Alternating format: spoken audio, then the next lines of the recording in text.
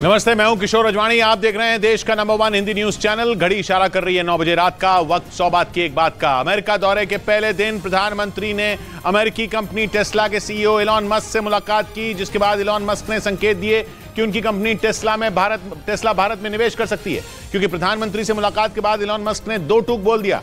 कारोबार के लिए भारत में किसी भी दूसरे देश से ज्यादा संभावनाएं हैं। यानी एलॉन मस्क ने प्रधानमंत्री से मुलाकात के बाद भारत में निवेश के रास्ते खुलने के संकेत दे दिए। क्योंकि न्यूयॉर्क में प्रधानमंत्री से उनकी मुलाकात खास रही, जिसका संकेत उन्होंने मुलाकात के बाद मीडिया के सामने दिया। मुस्कुराते चेहरे के साथ अमेरिकी कंपनी टेस्ला के सीईओ एलॉन मस्क ये कहने से भी नहीं चूके कि वो भारत के प्रधानमंत्री के फैन हैं। I am a fan of Modi, so. Elon Musk ने अगले साल भारत आने का भी इशारा किया। I'm tentatively planning to visit India again next year. दुनिया के सबसे अमीर शख्स एलॉन मस्क इलेक्ट्रिक कार बनाने वाली कंपनी टेस्ला के ही नहीं, ट्विटर के भी मालिक है। हालांकि वो जिन गिने चुने लोगों को ट्विटर पर फॉलो करते हैं, उनमें भारत के प्रधानमंत्री भी शामिल हैं। प्रधानमंत्री से मुलाकात के बाद उन्होंने साफ संकेत दिए कि उनका स्टारलिंक प्रोजेक्ट भारत में शुरू हो सकता है। स्टारलिंक एलॉन मस्क का वो प्रोजेक्ट है जिसके तहत वो हजारों सैटेलाइट के जरिए दुनिया के कोने कोने तक इंटरनेट पहुंचाने का काम कर रहे हैं। इस बीच न्यूयॉर्क में संयुक्त राष्ट्र के मुख्यालय में अंतर्राष्ट्रीय योग दिवस के मौके पर पहली बार 180 देशों के प्रतिनिधियों ने एक साथ योग किया, जो एक वर्ल्ड रिकॉर्ड बन गया। अमेरिका दौरे पर पहुंचे प्रधानमंत्री नरेंद्र मोदी ने भी 180 देशों के प्रतिनिधियों के साथ संयुक्त राष्ट्र के मुख्यालय में योग किया और विश्व रिकॉर्ड बना दिया, जिसका प्रमाण पत्र वहां मौजूद Guinness book of world records की टीम ने सौंपा। ये पहली बार था जब संयुक्त राष्ट्र के मुख्यालय में एक साथ 180 देश के प्रतिनिधियों ने योग किया। इस दौरान प्रधानमंत्री नरेंद्र मोदी ने पूरी दुनिया को योग की ताकत बताई। Yoga comes from India. Yoga is free from copyright. वहां मौजूद लोगों को संबोधित करने के बाद प्रधानमंत्री आम लोगों के साथ बैठकर योग करते दिखे। योग खत्म होने के बाद वहां मौजूद लोग प्रधानमंत्री नरेंद्र मोदी के साथ सेल्फी लेते नजर आए। इसके बाद वो मंच पर पहुंचे और वहां मौजूद बच्चों से मुलाकात की और उन्हें गले लगाया। वहीं 3 दिनों के अमेरिकी दौरे पर गए प्रधानमंत्री का न्यूयॉर्क में जबरदस्त स्वागत हुआ। एयरपोर्ट से होटल तक प्रधानमंत्री से मिलने वालों की भीड़ लग गई। न्यूयॉर्क में प्रधानमंत्री कई बड़ी कंपनियों के सीईओ से मिले और योग दिवस पर आयोजित कार्यक्रम का हिस्सा बने। लेकिन इससे पहले न्यूयॉर्क में मुस्तैद भारतीय समुदाय के लोगों ने उनका दिल खोलकर स्वागत किया और प्रधानमंत्री से मिलने और उनसे हाथ मिलाने के लिए बेताब दिखे। न्यूयॉर्क के जिस होटल में प्रधानमंत्री ठहरे, वहां बाहर और अंदर दोनों जगह प्रधानमंत्री से मिलने वालों की भीड़ उमड़ पड़ी। प्रधानमंत्री ने भी उनका हाथ जोड़कर अभिवादन किया। यही नहीं, थोड़ी देर बाद तो वो उनके बीच चले गए। उन्होंने लोगों से हाथ मिलाया और तस्वीरें खिंचवाई, जिसके बाद वहां भारत माता की जय के नारे गूंजने लगे। भारत माता की जय! भारत माता की जय! प्रधानमंत्री का न्यूयॉर्क में स्वागत करने पहुंचे लोगों में जबरदस्त जोश दिखा। खुशी का मौका है प्रधानमंत्री का। बहुत ही हम बहुत खुश हैं उनके आमंत्रण करने के लिए यहाँ पर। इससे पहले प्रधानमंत्री जब न्यूयॉर्क के JFK एयरपोर्ट पहुंचे तो अमेरिकी प्रतिनिधिमंडल ने गर्मजोशी से उनका स्वागत किया। इस बीच प्रधानमंत्री के अमेरिका पहुंचते ही बाइडेन चीन पर बरस पड़े और उन्होंने चीन के राष्ट्रपति शी जिनपिंग को तानाशाह बोल दिया। बाइडेन का यह बयान अमेरिकी विदेश मंत्री और शी जिनपिंग की मुलाकात के अगले दिन और भारत के प्रधानमंत्री के अमेरिका दौरे के पहले दिन आया।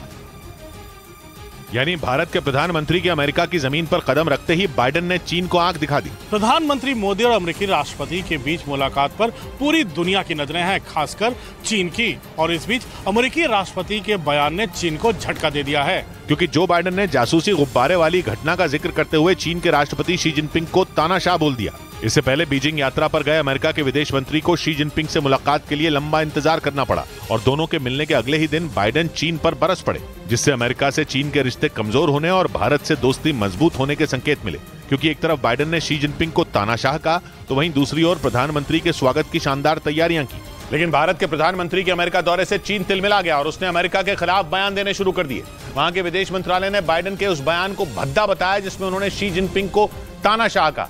चीन और अमेरिका के बीच ये झगड़ा ऐसे वक्त शुरू हुआ जब भारत के प्रधानमंत्री अमेरिका दौरे पर गए। यही नहीं, चीन के मीडिया ने तो उनके दौरे पर खुलकर अपनी बौखलाहट दिखा भी दी और कहने लगा कि भारत के प्रधानमंत्री के अमेरिकी दौरे से चीन और अमेरिका के बीच व्यापार पर कोई असर नहीं पड़ेगा, जिसका सीधा मतलब यह हुआ कि भारत और अमेरिका की दोस्ती से चीन बौखला गया। रही सही कसर उसने बाइडेन के शी जिनपिंग को तानाशाह कहने वाले बयान का जवाब देकर पूरी कर दी। क्योंकि चीन के विदेश मंत्रालय ने बाइडेन के बयान को भद्दा और उकसाने वाला बताया। यानी प्रधानमंत्री के अमेरिका दौरे ने चीन की चिंता बढ़ा दी और इसी तिलमिलाहट में वो अमेरिका से लड़ने पर उतारू हो गया, क्योंकि उसे मालूम है कि अमेरिका और भारत के बीच व्यापार बढ़ते ही चीन की आर्थिक हालत पतली हो सकती है। इस बीच खबर है कि भारत को जल्द ही अमेरिका में बने MQ-9 रीपर ड्रोन मिल सकते हैं। प्रधानमंत्री नरेंद्र मोदी के अमेरिका दौरे के दौरान दोनों देशों के बीच इस अहम डील पर मोहर लग सकती है, जिसके तहत भारत अमेरिका से खतरनाक MQ-9 रीपर ड्रोन खरीदेगा। और 30 ड्रोन की इस डील के लिए भारत सरकार $300 करोड़ यानी भारतीय रुपयों में करीब 25,000 करोड़ खर्च करेगी। पिछले हफ्ते रक्षा मंत्री राजनाथ सिंह की अध्यक्षता में हुई अहम बैठक में ड्रोन खरीद को मंजूरी दी गई थी। हालांकि इस प्रस्ताव को सुरक्षा मामलों की कैबिनेट समिति की मंजूरी मिलना अभी बाकी है। अमेरिका के MQ-9 रीपर ड्रोन के आने के बाद भारतीय सेना की ताकत बढ़ जाएगी, क्योंकि ये 445 किलोमीटर प्रति घंटा की रफ्तार से उड़ सकता है और करीब 2000 किलोमीटर क्षेत्र की निगरानी कर सकता है। आसमान में ये करीब 50,000 फीट की ऊंचाई तक जा सकता है। ये इतना ताकतवर है कि अपने साथ 1746 किलोग्राम का वजन लेकर उड़ान भर सकता है और तय वक्त में जमीन और समंदर दोनों में मिलिट्री ऑपरेशन को अंजाम दे सकता है। इधर प्रधानमंत्री के अमेरिका दौरे के दौरान पूर्व प्रधानमंत्री जवाहरलाल नेहरू के 1956 में किए गए अमेरिका दौरे पर सियासी घमासान छिड़ गया, क्योंकि बीजेपी नेता अमित मालवीय ने ट्वीट करके आरोप लगाया कि जवाहरलाल नेहरू ने उस दौरे पर बीफ खाया था। अमित मालवीय ने अपने ट्वीट में अमेरिका के कुछ खुफिया दस्तावेजों का हवाला देकर यह आरोप लगाया, वो भी ऐसे समय जब प्रधानमंत्री 3 दिन के लिए अमेरिका दौरे पर गए हुए हैं और वहां उनका गर्मजोशी से स्वागत हुआ। व्हाइट हाउस में भी उनके स्वागत की जबरदस्त तैयारी की गई और खास मेन्यू तैयार किया गया। लेकिन इसी बीच बीजेपी नेता अमित मालवीय ने ट्वीट करके आरोप लगाया कि 1956 में अपने अमेरिका दौरे के दौरान पूर्व प्रधानमंत्री जवाहरलाल नेहरू ने बीफ खाया था। उन्होंने अमेरिका के कुछ खुफिया दस्तावेजों का हवाला देकर यह दावा किया, जिस पर सियासी बखेड़ा खड़ा हो गया। कांग्रेस ने बीजेपी के आरोप का जवाब देने में देर नहीं की। अमित मालवीय जी से सिर्फ इतना कहना चाहता हूं, जो दुनिया में नहीं रहते उनके सम्मान करना सीखो। प्रधानमंत्री शाकाहारी हैं और व्हाइट हाउस की ओर से दिए गए डिनर में उन्हें उनके पसंद के शाकाहारी व्यंजन परोसे जाएंगे। उधर चीन एक बार फिर 26/11 हमले को अंजाम देने वाले पाकिस्तानी आतंकी साजिद मीर की ढाल बनकर खड़ा हो गया। अमेरिका ने उसे ग्लोबल टेररिस्ट घोषित करने के लिए संयुक्त राष्ट्र में एक प्रस्ताव पेश किया, लेकिन चीन ने लश्कर ए तैयबा के आतंकी साजिद मीर को ग्लोबल टेररिस्ट घोषित होने से बचा लिया। चीन ने अमेरिका के इस प्रस्ताव पर संयुक्त राष्ट्र में वीटो का इस्तेमाल किया, जिसकी वजह से पाकिस्तानी आतंकी साजिद मीर को ग्लोबल टेररिस्ट नहीं घोषित किया जा सका। चीन समेत 5 देशों के पास संयुक्त राष्ट्र में वीटो का अधिकार है, जो किसी भी प्रस्ताव को रोक सकते हैं। और चीन ने इसी ताकत का इस्तेमाल किया। अगर साजिद मीर ग्लोबल टेररिस्ट घोषित हो जाता तो उसकी संपत्ति जब्त कर ली जाती। इसके साथ ही उसके यात्रा करने पर भी प्रतिबंध लगा दिया जाता। साजिद मीर भारत के मोस्ट वांटेड आतंकवादियों में एक है और वो मुंबई आतंकी हमले का भी आरोपी है। वहीं अमेरिका ने उस पर करीब $50 लाख यानी भारतीय रुपयों में 40 करोड़ रुपए का इनाम रखा हुआ है। इस बीच भारत ने संयुक्त राष्ट्र के मंच पर पाकिस्तान और चीन को बेनकाब कर दिया और दोनों देशों पर आतंकवादियों का साथ देने का आरोप लगाया, क्योंकि चीन ने लश्कर ए तैयबा के आतंकी साजिद मीर को ग्लोबल टेररिस्ट घोषित किए जाने में अड़ंगा लगा दिया और उसने संयुक्त राष्ट्र में इस प्रस्ताव के खिलाफ वोटिंग कर दी, जिसका नतीजा यह हुआ कि पाकिस्तान में बैठा आतंकी साजिद मीर एक बार फिर ग्लोबल टेररिस्ट घोषित होने से बच गया। जिसके बाद भारत ने यूएन के मंच पर चीन को आतंकियों का मददगार बताया। यही नहीं, भारत ने संयुक्त राष्ट्र में मुंबई हमले में शामिल आतंकी साजिद मीर का ऑडियो भी सुनाया, जिसमें वो मुंबई हमले में शामिल आरोपियों को फायरिंग करने का आदेश दे रहा था। जहाँ पे आपको मूवमेंट नजर आती है, बंदा की छत पे चल रहा है, कोई आ रहा है जा रहा है, उसको फायर ठोको, उसे नहीं पता यहाँ पे क्या हो रहा है। बताया गया कि आतंकी साजिद मीर को कुछ ही लोगों ने देखा है और अब तक बस उसकी एक ही फोटो सामने आई है। इधर दिल्ली के नजदीक हरियाणा के गुरुग्राम में मानसून से पहले हुई भारी बारिश से शहर के हालात बिगड़ गए। वहां आसमान से इतना पानी बरसा कि शहर की कई सड़कें डूब गईं, जिससे लोगों की मुश्किलें बढ़ गईं। क्योंकि मूसलाधार बारिश की वजह से कुछ इलाकों में लोगों की कमर तक पानी भर गया। गुरुग्राम से जो तस्वीरें सामने आई, उनमें शहर की एक सड़क पर कई लोग अपनी मोटरसाइकिल के साथ फंसे नजर आए, क्योंकि भारी बारिश से सड़क पर पानी भरने से कई मोटरसाइकिलें बंद हो गई, जिसकी वजह से दफ्तर जाने के लिए निकले लोग सड़क पर ही फंस गए। एक तस्वीर में पानी से भरी एक सड़क पर कुछ लोग बाइक को धक्का देकर बाहर निकालने की कोशिश करते दिखे। इसी तरह शहर के एक दूसरे इलाके में भी 2 लोग पानी से लबालब एक सड़क पर बंद पड़ी एक कार को धक्का देते नजर आए। इस दौरान वहां से गुजर रही एक बस के टायर भी पूरी तरह पानी में डूबे दिखाई दिए। और गुरुग्राम में तेज बारिश के बाद हाईवे पर कई फीट पानी भर गया, जिसमें कई गाड़ियां फंस गईं। मतलब शहर में आसमान से पानी की शक्ल में आफत बरसी, जिससे पूरा गुरुग्राम शहर ठप पड़ गया। भारी बारिश की वजह से शहर के हालात इस कदर बिगड़ गए कि वहां हाईवे पर कमर तक पानी भर गया, जिसमें कई गाड़ियां फंस गईं। वहां से जो तस्वीरें सामने आई, उनमें एक तस्वीर में शहर के नरसिंहपुर इलाके में यात्रियों से भरी एक बस पानी से भरी एक सड़क से गुजरने के दौरान बंद हो गई, जिसके बाद लोगों को मजबूरी में पानी में ही उतरना पड़ा। बाद में ठीक उसी जगह पर एक ट्रक भी फंस गया। वहां से आई एक दूसरी तस्वीर में बस और ट्रक के पीछे 2 लोग खड़े नजर आए, जिनकी बाइक पानी में पूरी तरह डूबी दिखाई दी। इसी तरह एक दूसरी गाड़ी भी पानी में वहां आधी से ज्यादा डूबी दिखी। यानी कुछ घंटों की बारिश में ही गुरुग्राम बेहाल हो गया। और दिल्ली के पास गुरुग्राम में कुछ घंटों की बारिश के बाद शहर की तमाम सड़कों पर लंबा जाम लग गया। देखकर ऐसा लगा जैसे पूरा शहर ठप पड़ गया।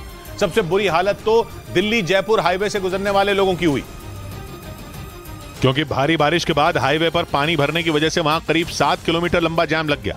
दिल्ली जयपुर हाईवे पर लगे जैम की जो तस्वीरें सामने आई उनमें सड़क पर गाड़ियां रेंगती दिखाई दी। मेरे पीछे जो तस्वीरें देख पा रहे हैं ये तस्वीरें दिल्ली से जयपुर की तरफ जाने वाले ट्रैफिक की हैं। जैम में कई घंटों तक गाड़ियां फंसी रहीं जिसकी वजह से दफ्तर जाने वाले लोगों को भारी परेशानी उठानी पड़ी।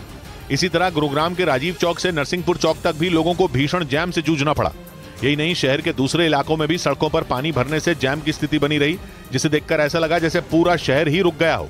और वहां भारी बारिश के बाद दिल्ली और जयपुर को जोड़ने वाले हाईवे पर कमर तक पानी भर गया, जिसकी वजह से सड़क पर लंबा जैम लग गया और गाड़ियां रेंगने पर मजबूर हो गई। क्योंकि मूसलाधार बारिश के बाद हाईवे की जो तस्वीरें सामने आई उन्हें देखकर लगा ही नहीं कि वहां कोई सड़क है। ऐसा लगा जैसे सड़क पर कोई नदी बह रही हो, या यूं कहें कि पानी भरने से सड़क तालाब में बदल गई हो। वहां से जो तस्वीरें सामने आई उसमें सड़क पर करीब 3 फीट तक पानी भरा दिखा। इस दौरान उस सड़क से कुछ बसें गुजरती दिखी जिनके टायर पानी में पूरी तरह डूबे हुए थे। हाईवे और सर्विस रोड को अलग करने वाला बैरियर तो पूरी तरह पानी में डूबा नजर आया। यही नहीं, पानी से भरी उस सड़क पर कई गाड़ियां बंद हो गई। एक बस को तो ट्रैक्टर की मदद से वहां से हटाया गया। साइकिल और बाइक तो सड़क पर पूरी तरह डूबी दिखी, जिन्हें लोग धक्का देकर बाहर निकालते दिखाई दिए। उधर हरियाणा के गुरुग्राम की तरह ही राजस्थान के कुछ जिलों में भी भारी बारिश ने एक बार फिर तबाही मचा दी। बिपरजॉय तूफान के गुजरने के बाद भी लगातार 5वें दिन राजसमंद जिले में कई घंटों तक बारिश हुई, जिसकी वजह से राजसमंद के भोली खेड़ा इलाके में मौजूद तालाब का जलस्तर इतना बढ़ गया कि उसका पानी आसपास के कई गांवों में फैलने लगा। देखते ही देखते कई गांवों में बाढ़ जैसे हालात बन गए। कुछ जगहों पर पानी सैलाब की तरह बहता दिखा। बारिश रुकने के बाद भी लोगों की परेशानी कम नहीं हुई, क्योंकि तालाब से आया पानी उनके घरों में पहुंच गया। सड़कों पर घुटनों तक पानी भरने से लोगों को पैदल चलने में भी भारी परेशानी हुई। प्रशासन के मुताबिक तालाब के किनारे मौजूद दीवार के बारिश में टूटने की वजह से ये आफत आई। बाद में अधिकारियों ने हालात का जायजा लिया और जिन घरों में बाढ़ की वजह से नुकसान पहुंचा उनमें रहने वाले लोगों को मुआवजा देने का भरोसा दिया गया। कुछ ऐसी तस्वीरें राजस्थान के जालोर जिले से भी आईं। वहां भारी बारिश की वजह से आई बाढ़ में फंसे करीब 150 लोगों का सेना ने रेस्क्यू किया। जालोर में लगातार 4 दिनों तक हुई बारिश की वजह से कई इलाके पानी में डूब गए और जगह जगह लोग बाढ़ में फंस गए, क्योंकि उनके निकलने के तमाम रास्ते बाढ़ की वजह से बंद हो चुके थे। ऐसी स्थिति में सेना के जवानों ने मोर्चा संभाला और उन इलाकों तक पहुंच गए जहां जाना बेहद मुश्किल हो गया था। लेकिन जवानों ने इन मुश्किल हालात का सामना किया और बाढ़ में फंसे लोगों को अपने साथ सुरक्षित जगहों पर ले आए। इस दौरान बच्चों को उन्होंने कंधे पर बैठाया तो कई बुजुर्गों को गोद में उठाकर नाव तक पहुंचाया। इसके बाद उन नावों के जरिए लोगों को बाढ़ से निकाला गया। सेना ने जिस इलाके में ऑपरेशन चलाया वहां करीब 150 लोगों के फंसे होने की खबर मिली थी। इसी तरह जालोर के कई दूसरे इलाकों में भी सेना ने लोगों को बचाने की मुहिम चलाई। उधर असम में भारी बारिश और बाढ़ ने लोगों का जीना मुश्किल कर दिया। वहां के कई जिलों में आई बाढ़ का असर करीब 34,000 लोगों पर पड़ा। लगातार हो रही मूसलाधार बारिश की वजह से असम में कई जिले बाढ़ से बेहाल है, जिसकी वजह से लोगों को काफी दिक्कतों का सामना करना पड़ा।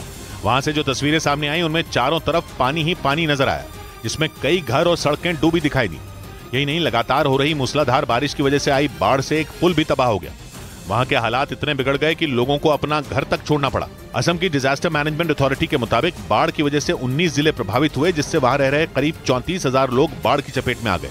उन लोगों को सुरक्षित जगहों पर पहुंचाने के लिए अभियान चलाया गया, क्योंकि असम में मौसम विभाग ने आने वाले दिनों में भी तेज बारिश होने का अनुमान जताया, जिसे देखते हुए वहां के कई जिलों में रेड अलर्ट जारी कर दिया गया। असम के नलबाड़ी जिले में कई घंटों तक आसमान से आफत बरसती रही, जिसकी वजह से वहां की एक नदी उफान पर आ गई और उस पर बना पुल टूट गया। ऐसे में लोग अपनी जान जोखिम में डालकर नदी के बीच से रास्ता पार करने को मजबूर हो गए। यहाँ घुटनों तक पानी भरने के बावजूद लोग अपने बच्चों को लेकर नदी पार करते नजर आए। नदी के तेज बहाव की वजह से हर तरफ पानी भर गया और कई पेड़ भी टूट गए। गांव वालों ने बताया कि पिछले 24 घंटों में हुई मूसलाधार बारिश की वजह से आसपास के करीब 14 गांव पानी में डूब गए और हजारों लोग बेघर हो गए, जिसके बाद नदी के आसपास के इलाकों को खाली करवाया गया और वहां के लोगों को सुरक्षित जगहों पर शिफ्ट कर दिया गया। इधर सिद्धू मूसेवाला हत्याकांड के मुख्य आरोपी और लॉरेंस बिश्नोई के करीबी गैंगस्टर गोल्डी बराड़ ने मशहूर सिंगर और रैपर हनी सिंह को फोन पर धमकी दी। आरोप लगा विदेशी नंबर से धमकी भरा फोन आने के बाद वो खुद इसकी शिकायत करने दिल्ली पुलिस मुख्यालय पहुंचे, जहां रैपर हनी सिंह ने अपने और अपने परिवार के लिए दिल्ली पुलिस से सुरक्षा मांगी। इस दौरान उन्होंने बताया कि कनाडा में बैठे गैंगस्टर गोल्डी बराड़ ने उन्हें फोन करके धमकी दी। मीडिया के सामने हनी सिंह ने यह भी कहा कि उन्हें फोन पर धमकी भरे कुछ वॉइस नोट भी भेजे गए। उनका कहना है कि गोल्डी बराड़ के धमकी देने के बाद से उनका पूरा परिवार बुरी तरह डरा हुआ है। स्टाफ को कॉल आई है, क्या करूं, गोल्डी बराड़ के नाम से वो लोग बोल रहे हैं। हालांकि हनी सिंह ने यह नहीं बताया कि फोन पर और वॉइस नोट के जरिए गोल्डी बराड़ ने उन्हें क्या धमकी दी। हनी सिंह की शिकायत दर्ज करने के बाद दिल्ली पुलिस इस मामले की जांच में जुट गई। इस बीच लॉरेंस बिश्नोई गैंग के शूटरों की मदद करने के आरोपी विकास सिंह को एनआईए ने गिरफ्तार कर लिया। उसको दिल्ली की पटियाला हाउस कोर्ट में पेश किया गया, जहां से उसे 5 दिन की एनआईए की हिरासत में भेज दिया गया और अब एनआईए लॉरेंस बिश्नोई गैंग से उसके रिश्तों को लेकर पूछताछ में जुट गई, जिस पर उसके शूटरों की मदद करने का आरोप लगा। सूत्रों के मुताबिक एनआईए ने कुछ दिन पहले लॉरेंस बिश्नोई गैंग का एक गुर्गा पकड़ा था, जिससे पूछताछ में विकास सिंह का नाम सामने आया था, जिसे एक दिन पहले एनआईए ने गिरफ्तार कर लिया और पुलिस उससे पूछताछ में जुट गई। उधर खुफिया सूत्रों के हवाले से खबर है कि खालिस्तानी आतंकी हरदीप सिंह निज्जर की हत्या के बाद खालिस्तानी समर्थक गुरपतवंत सिंह पन्नू अंडरग्राउंड हो गया। खबर है कि पिछले 4 महीनों में 5 बड़े खालिस्तानी आतंकियों की हत्या से पन्नू खौफ में, क्योंकि उसे डर है कि अगला शिकार वो खुद हो सकता है। खुफिया सूत्रों के मुताबिक भारत की जांच एजेंसियों ने पिछले 6 महीनों से उस पर शिकंजा कस रखा है और भारत में उसके कई गुर्गे गिरफ्तार किए जा चुके हैं। लेकिन हाल ही में ब्रिटेन में अवतार सिंह खांडा की संदिग्ध हालात में मौत और फिर 2 दिन पहले कनाडा में छिपे 10 लाख के इनामी हरदीप सिंह निज्जर की हत्या के बाद पन्नू खौफ में, क्योंकि खुफिया एजेंसी सूत्रों के मुताबिक ये दोनों उसके करीबी थे और इसी वजह से उसने अपने आप को अंडरग्राउंड कर लिया था। पिछले 3 दिन से गुरपतवंत सिंह पन्नू की कोई खबर नहीं है, जबकि वो सोशल मीडिया पर बढ़ चढ़कर भारत विरोधी अभियान चलाता रहता है। ब्रेकिंग न्यूज आ रही है, रूस ने एक बार फिर अपनी राजधानी मॉस्को के पास आतंकी हमला होने का बहुत बड़ा दावा किया। पिछले महीने भी मॉस्को में राष्ट्रपति दफ्तर के ऊपर ड्रोन उड़ते देखे गए थे और रूस यूक्रेन पर आग बबूला हो गया था। इस बार भी उसने यूक्रेन पर ही हमला करने का आरोप लगाया। उसके रक्षा मंत्रालय ने बताया कि यूक्रेन ने सुबह सुबह रूस पर ड्रोन अटैक किया और उसके एक मिलिट्री बेस की तरफ उन्हें उड़ा दिया। हालांकि इसके साथ रूस ने यह भी बताया कि उसने यूक्रेन के अटैक को कामयाब नहीं होने दिया और उसके 3 ड्रोन मार गिराए, जिसकी रूस ने जांच भी शुरू कर दी। पिछले महीने से रूस बार बार ड्रोन के आतंक से दो चार हो रहा है, जिसका ठीकरा वो यूक्रेन पर फोड़ रहा है। हालांकि इस बार रूस ने ड्रोन हमलों का टारगेट नहीं बताया, लेकिन उसकी सरकारी न्यूज एजेंसी टास ने सूत्रों के हवाले से रूस के मिलिट्री बेस को निशाना बनाने का दावा कर डाला, जिसके पास 3 ड्रोन मंडराने का दावा किया गया। हालांकि रूस के रक्षा मंत्रालय ने आगे यह भी साफ किया कि उसने यूक्रेन के प्लान पर पानी फेर दिया और तीनों ड्रोन को आसमान में ही मार गिराया। बताया गया कि इसके बाद मॉस्को से करीब 60 किलोमीटर दक्षिण पश्चिम में एक गांव में उन ड्रोन का मलबा मिला। सबसे बड़ी बात यह कि उस गांव के पास ही रूस की सेना का अड्डा है। पिछले महीने भी रूस ने यूक्रेन पर मॉस्को में बहुत बड़ा ड्रोन अटैक करने का आरोप लगाया था। 3 मई को मॉस्को में राष्ट्रपति दफ्तर की इमारत के ऊपर ड्रोन मंडराने और फिर उनके क्रैश होने का वीडियो पूरी दुनिया ने देखा था। तब तो रूस ने सीधे सीधे बोला था कि यूक्रेन पुतिन की हत्या करना चाहता था। इस बीच पश्चिमी मीडिया ने दावा किया कि जेलेंस्की की सेना का मुकाबला करने के लिए पुतिन ने जंग में अपने आत्मघाती टैंक उतार दिए। बताया गया कि रिमोट की मदद से चलने वाले ये टैंक दुश्मन के इलाके में धमाके के इरादे से भेजे गए ताकि यूक्रेन को ज्यादा से ज्यादा नुकसान हो सके और इन हमलों में रूस के एक भी सैनिक की जान न जा पाए। पश्चिमी मीडिया के मुताबिक रूस के ये आत्मघाती टैंक रिमोट की मदद से चलते हैं, जो अपने साथ 6 टन विस्फोटक लेकर दुश्मन के ठिकानों पर पहुंचते हैं, जिसके बाद एक बटन दबाते ही वहां जोरदार धमाका कर दिया जाता है। यही वजह है कि रूस जंग में इन आत्मघाती टैंकों की तादाद लगातार बढ़ा रहा है, ताकि जेलेंस्की की सेना को ज्यादा से ज्यादा नुकसान पहुंचाया जा सके। हालांकि पश्चिमी मीडिया का दावा है कि यूक्रेन ने पुतिन की इस चाल को भांप लिया और ड्रोन की मदद से रूस के कई आत्मघाती टैंकों को निशाना बना लिया। उधर बेलारूस के राष्ट्रपति लुकाशेंको ने यह संकेत दे दिए कि उनके सैनिक भी जल्द ही जंग में रूस का साथ देते दिखाई देंगे। बेलारूस जंग की शुरुआत से ही रूस के साथ खड़ा है। यहां तक कि रूस ने कुछ दिन पहले अपनी परमाणु मिसाइलें भी बेलारूस में ही तैनात की, क्योंकि लुकाशेंको पुतिन के करीबी और अच्छे दोस्त माने जाते हैं। वहीं बेलारूस की सीमा यूक्रेन की सीमा से लगती है, जिसकी वजह से जंग में पुतिन का काम कई गुना आसान हो गया। अब जैसे जैसे जंग भीषण होती जा रही है, बेलारूस भी अपने सैनिकों को रूस का साथ देने के लिए तैयार कर रहा है, जिसके लिए रूस और बेलारूस की सेना के बीच कई अभ्यास भी हुए। रूस की इस तैयारी के बाद यह माना जा रहा है कि जंग और भीषण हो सकती है और अगर ऐसा हुआ तो लुकाशेंको की सेना भी रूस के लिए बंदूकें उठाने के लिए तैयार होगी। इधर पश्चिम बंगाल के मुर्शिदाबाद में कांग्रेस उम्मीदवारों के साथ मारपीट का आरोप लगाकर कांग्रेस नेता अधीर रंजन चौधरी धरने पर बैठ गए। आरोप है कि 8 जुलाई को होने वाले पंचायत चुनाव को लेकर कांग्रेस के कुछ उम्मीदवार जब ब्लॉक ऑफिस पहुंचे तो टीएमसी समर्थकों ने उन्हें पीट दिया। लेकिन जैसे ही हंगामा शुरू हुआ, वहां मौजूद पुलिस तुरंत एक्शन में आ गई। पुलिस वालों ने बीडीओ के दफ्तर के बाहर जुटे टीएमसी और कांग्रेस समर्थकों को एक दूसरे से अलग किया। इस बीच दोनों पार्टियों के कुछ समर्थक आपस में भिड़ गए, लेकिन पुलिस ने उन्हें भी शांत करा दिया। इसके बाद फिर कोई हंगामा न हो, इसलिए पुलिस वालों ने बीडीओ दफ्तर में जुटे सभी लोगों को वहां से खदेड़ना शुरू किया। बाद में इस घटना के विरोध में कांग्रेस नेता अधीर रंजन चौधरी पार्टी के कई कार्यकर्ताओं के साथ धरने पर बैठ गए। इस दौरान उन्होंने वहां नारे भी लगाए। कांग्रेस का आरोप है कि टीएमसी समर्थकों ने उनके उम्मीदवारों को बीडीओ के दफ्तर में जाने से रोका। और मुर्शिदाबाद में हुई इस मारपीट के विरोध में कोलकाता में कांग्रेस के कई नेताओं ने राज्य चुनाव आयोग के दफ्तर के बाहर प्रदर्शन किया। उन्होंने टीएमसी समर्थकों पर गुंडागर्दी का आरोप लगाया, जिसके विरोध में कोलकाता में प्रदर्शन कर रहे कांग्रेस के कई कार्यकर्ताओं को पुलिस ने हिरासत में ले लिया। इस दौरान जो लोग आसानी से नहीं गए उन्हें पुलिस वालों ने जबरदस्ती उठाकर अपनी गाड़ी में बैठा दिया। इससे पहले कांग्रेस के कई नेताओं ने टीएमसी पर गुंडागर्दी का आरोप लगाते हुए राज्य चुनाव आयोग के बाहर जोरदार प्रदर्शन किया।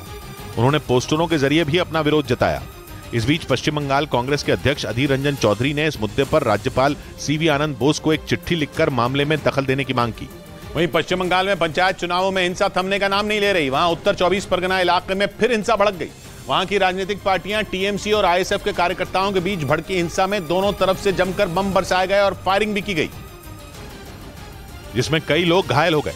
आरोप है कि टीएमसी और आईएसएफ के कार्यकर्ताओं के बीच पंचायत चुनाव को लेकर भिड़ंत हो गई, जिसके बाद दोनों तरफ से गोलियां चलने लगी और बम भी फेंके गए, जिसकी वजह से इलाके में अफरा तफरी मच गई और वहां दहशत का माहौल बन गया। वहां पहुंची पुलिस ने जांच के दौरान एक बम भी बरामद किया, जिसे डिफ्यूज कर दिया गया। हालात को देखते हुए वहां भारी संख्या में पुलिस तैनात कर दी गई।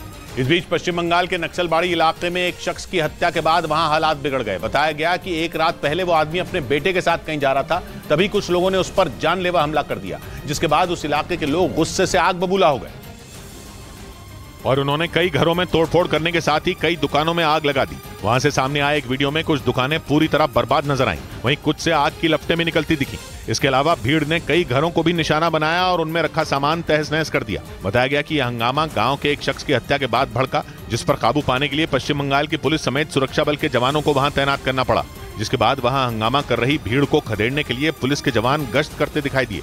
उधर अमेरिका के रक्षा मंत्रालय ने अटलांटिक महासागर में गायब हुई टाइटन पनडुब्बी की खोज में अपने कई जंगी जहाज और विमान उतार दिए। 2 दिन पहले टाइटन पनडुब्बी अटलांटिक महासागर में मौजूद टाइटैनिक जहाज का मलबा दिखाने के लिए कनाडा के न्यूफाउंडलैंड से रवाना हुई थी, लेकिन समंदर में उतरने के करीब 2 घंटे के बाद टाइटन पनडुब्बी रेडार से गायब हो गई।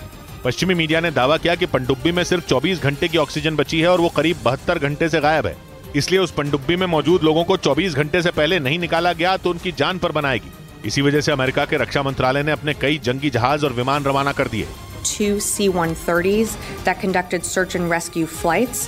यही नहीं, अमेरिका ने सर्च ऑपरेशन का दायरा बढ़ाकर 26,000 वर्ग किलोमीटर कर दिया, ताकि टाइटन पनडुब्बी में मौजूद 5 लोगों को 24 घंटे के अंदर ढूंढा जा सके। वहीं अमेरिकी मीडिया का दावा है कि टाइटन पनडुब्बी को बनाने वाली कंपनी पर 5 साल पहले सुरक्षा मानकों को न मानने का आरोप लगा था।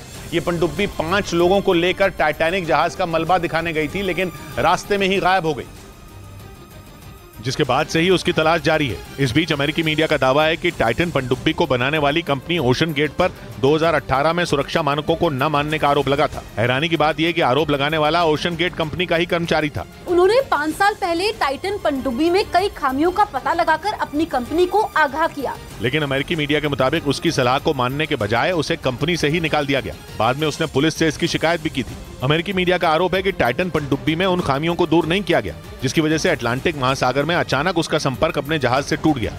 उधर पाकिस्तान के पूर्व प्रधानमंत्री इमरान खान ने तब के सेना प्रमुख कमर जावेद बाजवा को घेरने के चक्कर में पाकिस्तान की फौज की बेइज्जती कर दी। उन्होंने आरोप लगाया कि बाजवा पाकिस्तान की सेना को कमजोर समझते थे और इमरान के मुताबिक बाजवा ने ही ये दावा किया कि पाकिस्तान की सेना में भारत से मुकाबला करने की ताकत नहीं है। एक इंटरव्यू के दौरान इमरान खान ने आरोप लगाया कि पूर्व आर्मी चीफ बाजवा ने अपनी ही सेना की कमजोरियां दुनिया के सामने लाने की कोशिश की। साथ ही उन्होंने ये भी दावा किया कि वो पाकिस्तान में कानून का राज चाहते थे, लेकिन बाजवा इसके खिलाफ थे और वो फौज के हाथ में पूरी ताकत दिए जाने की पैरवी किया करते थे। इमरान का इल्जाम है कि जब उन्होंने अर्थव्यवस्था को सुधारने के लिए सख्त कदम उठाए तो बाजवा ने उन्हें धोखा दे दिया, जिसकी वजह से पाकिस्तान में इमरान सरकार का तख्तापलट हो गया। इस बीच अमेरिका दौरे पर पहुंचे प्रधानमंत्री नरेंद्र मोदी की ताकत देखकर पाकिस्तान की हालत खराब हो गई। वहां के पत्रकारों ने अपने प्रधानमंत्री शहबाज शरीफ को प्रधानमंत्री मोदी से कूटनीति सीखने की सलाह दे डाली और पाकिस्तानी पत्रकारों ने तो ये तक कह डाला कि भारत के प्रधानमंत्री नरेंद्र मोदी ने दुनिया को दोस्ती का ऐसा पाठ पढ़ाया कि अमेरिका भी उनका दीवाना हो गया। पाकिस्तान के पत्रकार हमजा अजहर ने एक ट्वीट करते हुए शहबाज शरीफ को भारतीय प्रधानमंत्री से कूटनीति सीखने की सलाह दे दी। इस दौरान उन्होंने पीएम मोदी और ट्विटर के मालिक इलॉन मस्क की मुलाकात का भी जिक्र किया और पाकिस्तान को आईना दिखाते हुए ये दावा किया कि भारत तकनीक के क्षेत्र में पाकिस्तान से कई गुना आगे है। वहीं उन्होंने यूएन में मनाए गए अंतर्राष्ट्रीय योग दिवस को भी भारत की कूटनीति की जीत बताया। उधर मीडिया रिपोर्ट के हवाले से खबर है कि पाकिस्तान में बिजली बनाकर चीन उसकी परेशानी दूर करने के बजाय बढ़ा देगा। एक दिन पहले ही चीन ने पाकिस्तान के पंजाब प्रांत में न्यूक्लियर पावर प्लांट लगाने के लिए करार किया, जिसकी उत्पादन क्षमता 1200 मेगावाट होगी। लेकिन मीडिया रिपोर्ट के मुताबिक पाकिस्तान में बिजली बनाकर चीन उसकी हालत सुधारने के बजाय उसे और कंगाल बना देगा। इसकी सबसे बड़ी वजह यह है कि इससे पहले पाकिस्तान के सिंध प्रांत में भी चीन कोयले से चलने वाला पावर प्लांट लगा चुका है, लेकिन कंगाली की वजह से पाकिस्तान ने उस प्लांट को लगाने वाली चीनी कंपनी को पिछले 1 साल से पैसा ही नहीं दिया, जिसका नतीजा यह हुआ कि उस कंपनी ने उत्पादन ही घटा दिया, जिससे पाकिस्तान में बिजली की किल्लत शुरू हो गई। बिजली संकट की वजह से पाकिस्तान की कई फैक्ट्रियों पर ताले लग गए। इसी वजह से यह अंदेशा जताया गया कि चीन की नई कंपनी से पाकिस्तान का और भी बुरा हाल हो जाएगा। वहीं पाकिस्तान के उच्च शिक्षा आयोग ने वहां की यूनिवर्सिटियों में होली मनाने पर रोक लगा दी। 12 जून को पाकिस्तान की कायदे-आजम यूनिवर्सिटी में होली का महोत्सव मनाया गया था, जिसके बाद छात्रों के होली खेलने के कुछ वीडियो सोशल मीडिया पर वायरल हो गए। लेकिन जैसे ही होली के रंगों में सराबोर छात्रों की मस्ती करने के वीडियो सामने आए, पाकिस्तान के उच्च शिक्षा आयोग ने एक अधिसूचना जारी कर होली मनाने पर रोक लगा दी। पाकिस्तान के उच्च शिक्षा आयोग ने होली मनाने को इस्लाम के लिए खतरा माना। इतना ही नहीं, आयोग की तरफ से जो अधिसूचना जारी की गई उसमें होली मनाने को देश की पहचान और उसके सामाजिक मूल्यों के खिलाफ बताया गया। यानी अब वहां किसी भी यूनिवर्सिटी में छात्रों के होली मनाने पर रोक लगा दी गई। हालांकि इस फैसले के बाद सोशल मीडिया पर पाकिस्तान सरकार की काफी आलोचना हो रही है। इस बीच आतंकी संगठन टीटीपी यानी तहरीक-ए-तालिबान पाकिस्तान के खिलाफ वीडियो जारी करना पाकिस्तान को भारी पड़ गया। पाकिस्तान ने एक वीडियो के जरिए टीटीपी के आतंकियों पर लोगों को गुमराह करने का आरोप लगाया, जिसके बाद टीटीपी ने उत्तरी वजीरिस्तान में पाकिस्तानी सेना के 2 कैंपों पर हमले कर दिए।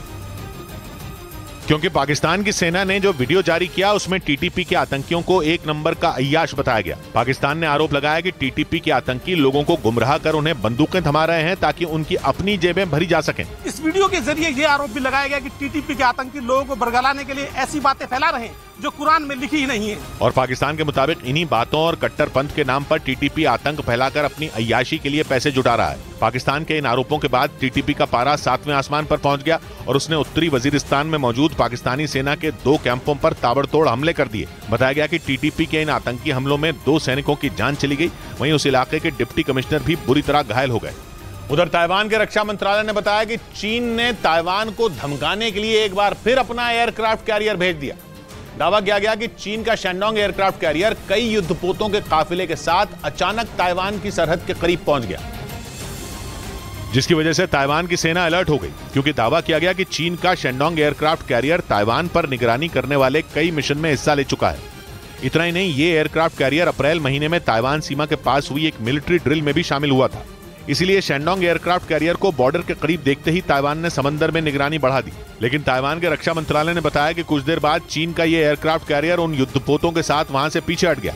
इस बीच ताइवान को इस बात का डर सता रहा है कि चीन उसके यहां अगले साल जनवरी में होने वाले चुनावों में दखल दे सकता है। न्यूज एजेंसी रॉयटर्स की एक रिपोर्ट के आधार पर ताइवान ने चीन की साजिश के खिलाफ अलर्ट जारी कर दिया। क्योंकि न्यूज एजेंसी रॉयटर्स की रिपोर्ट में इस बात का जिक्र है कि जनवरी 2023 में होने वाले ताइवान चुनाव में चीन दखल दे सकता है। इसके लिए वो सोशल मीडिया का सहारा ले सकता है ताकि गलत सूचनाएं और भ्रामक खबरें फैलाकर चुनावों को प्रभावित किया जा सके। रिपोर्ट में जिक्र है कि ताइवान में चीन का समर्थन करने वाले उम्मीदवारों को फंडिंग करने का प्लान भी चीन के अधिकारियों ने बनाया है। मतलब ये कि ताइवान के चुनाव को प्रभावित करने के लिए चीन हर हथकंडे अपना रहा है, क्योंकि वो ताइवान को अपना हिस्सा बताता है और हर वक्त उस पर कब्जे की फिराक में रहता है। हालांकि चीन की चाल को नाकाम करने के लिए ताइवान अलर्ट हो गया है।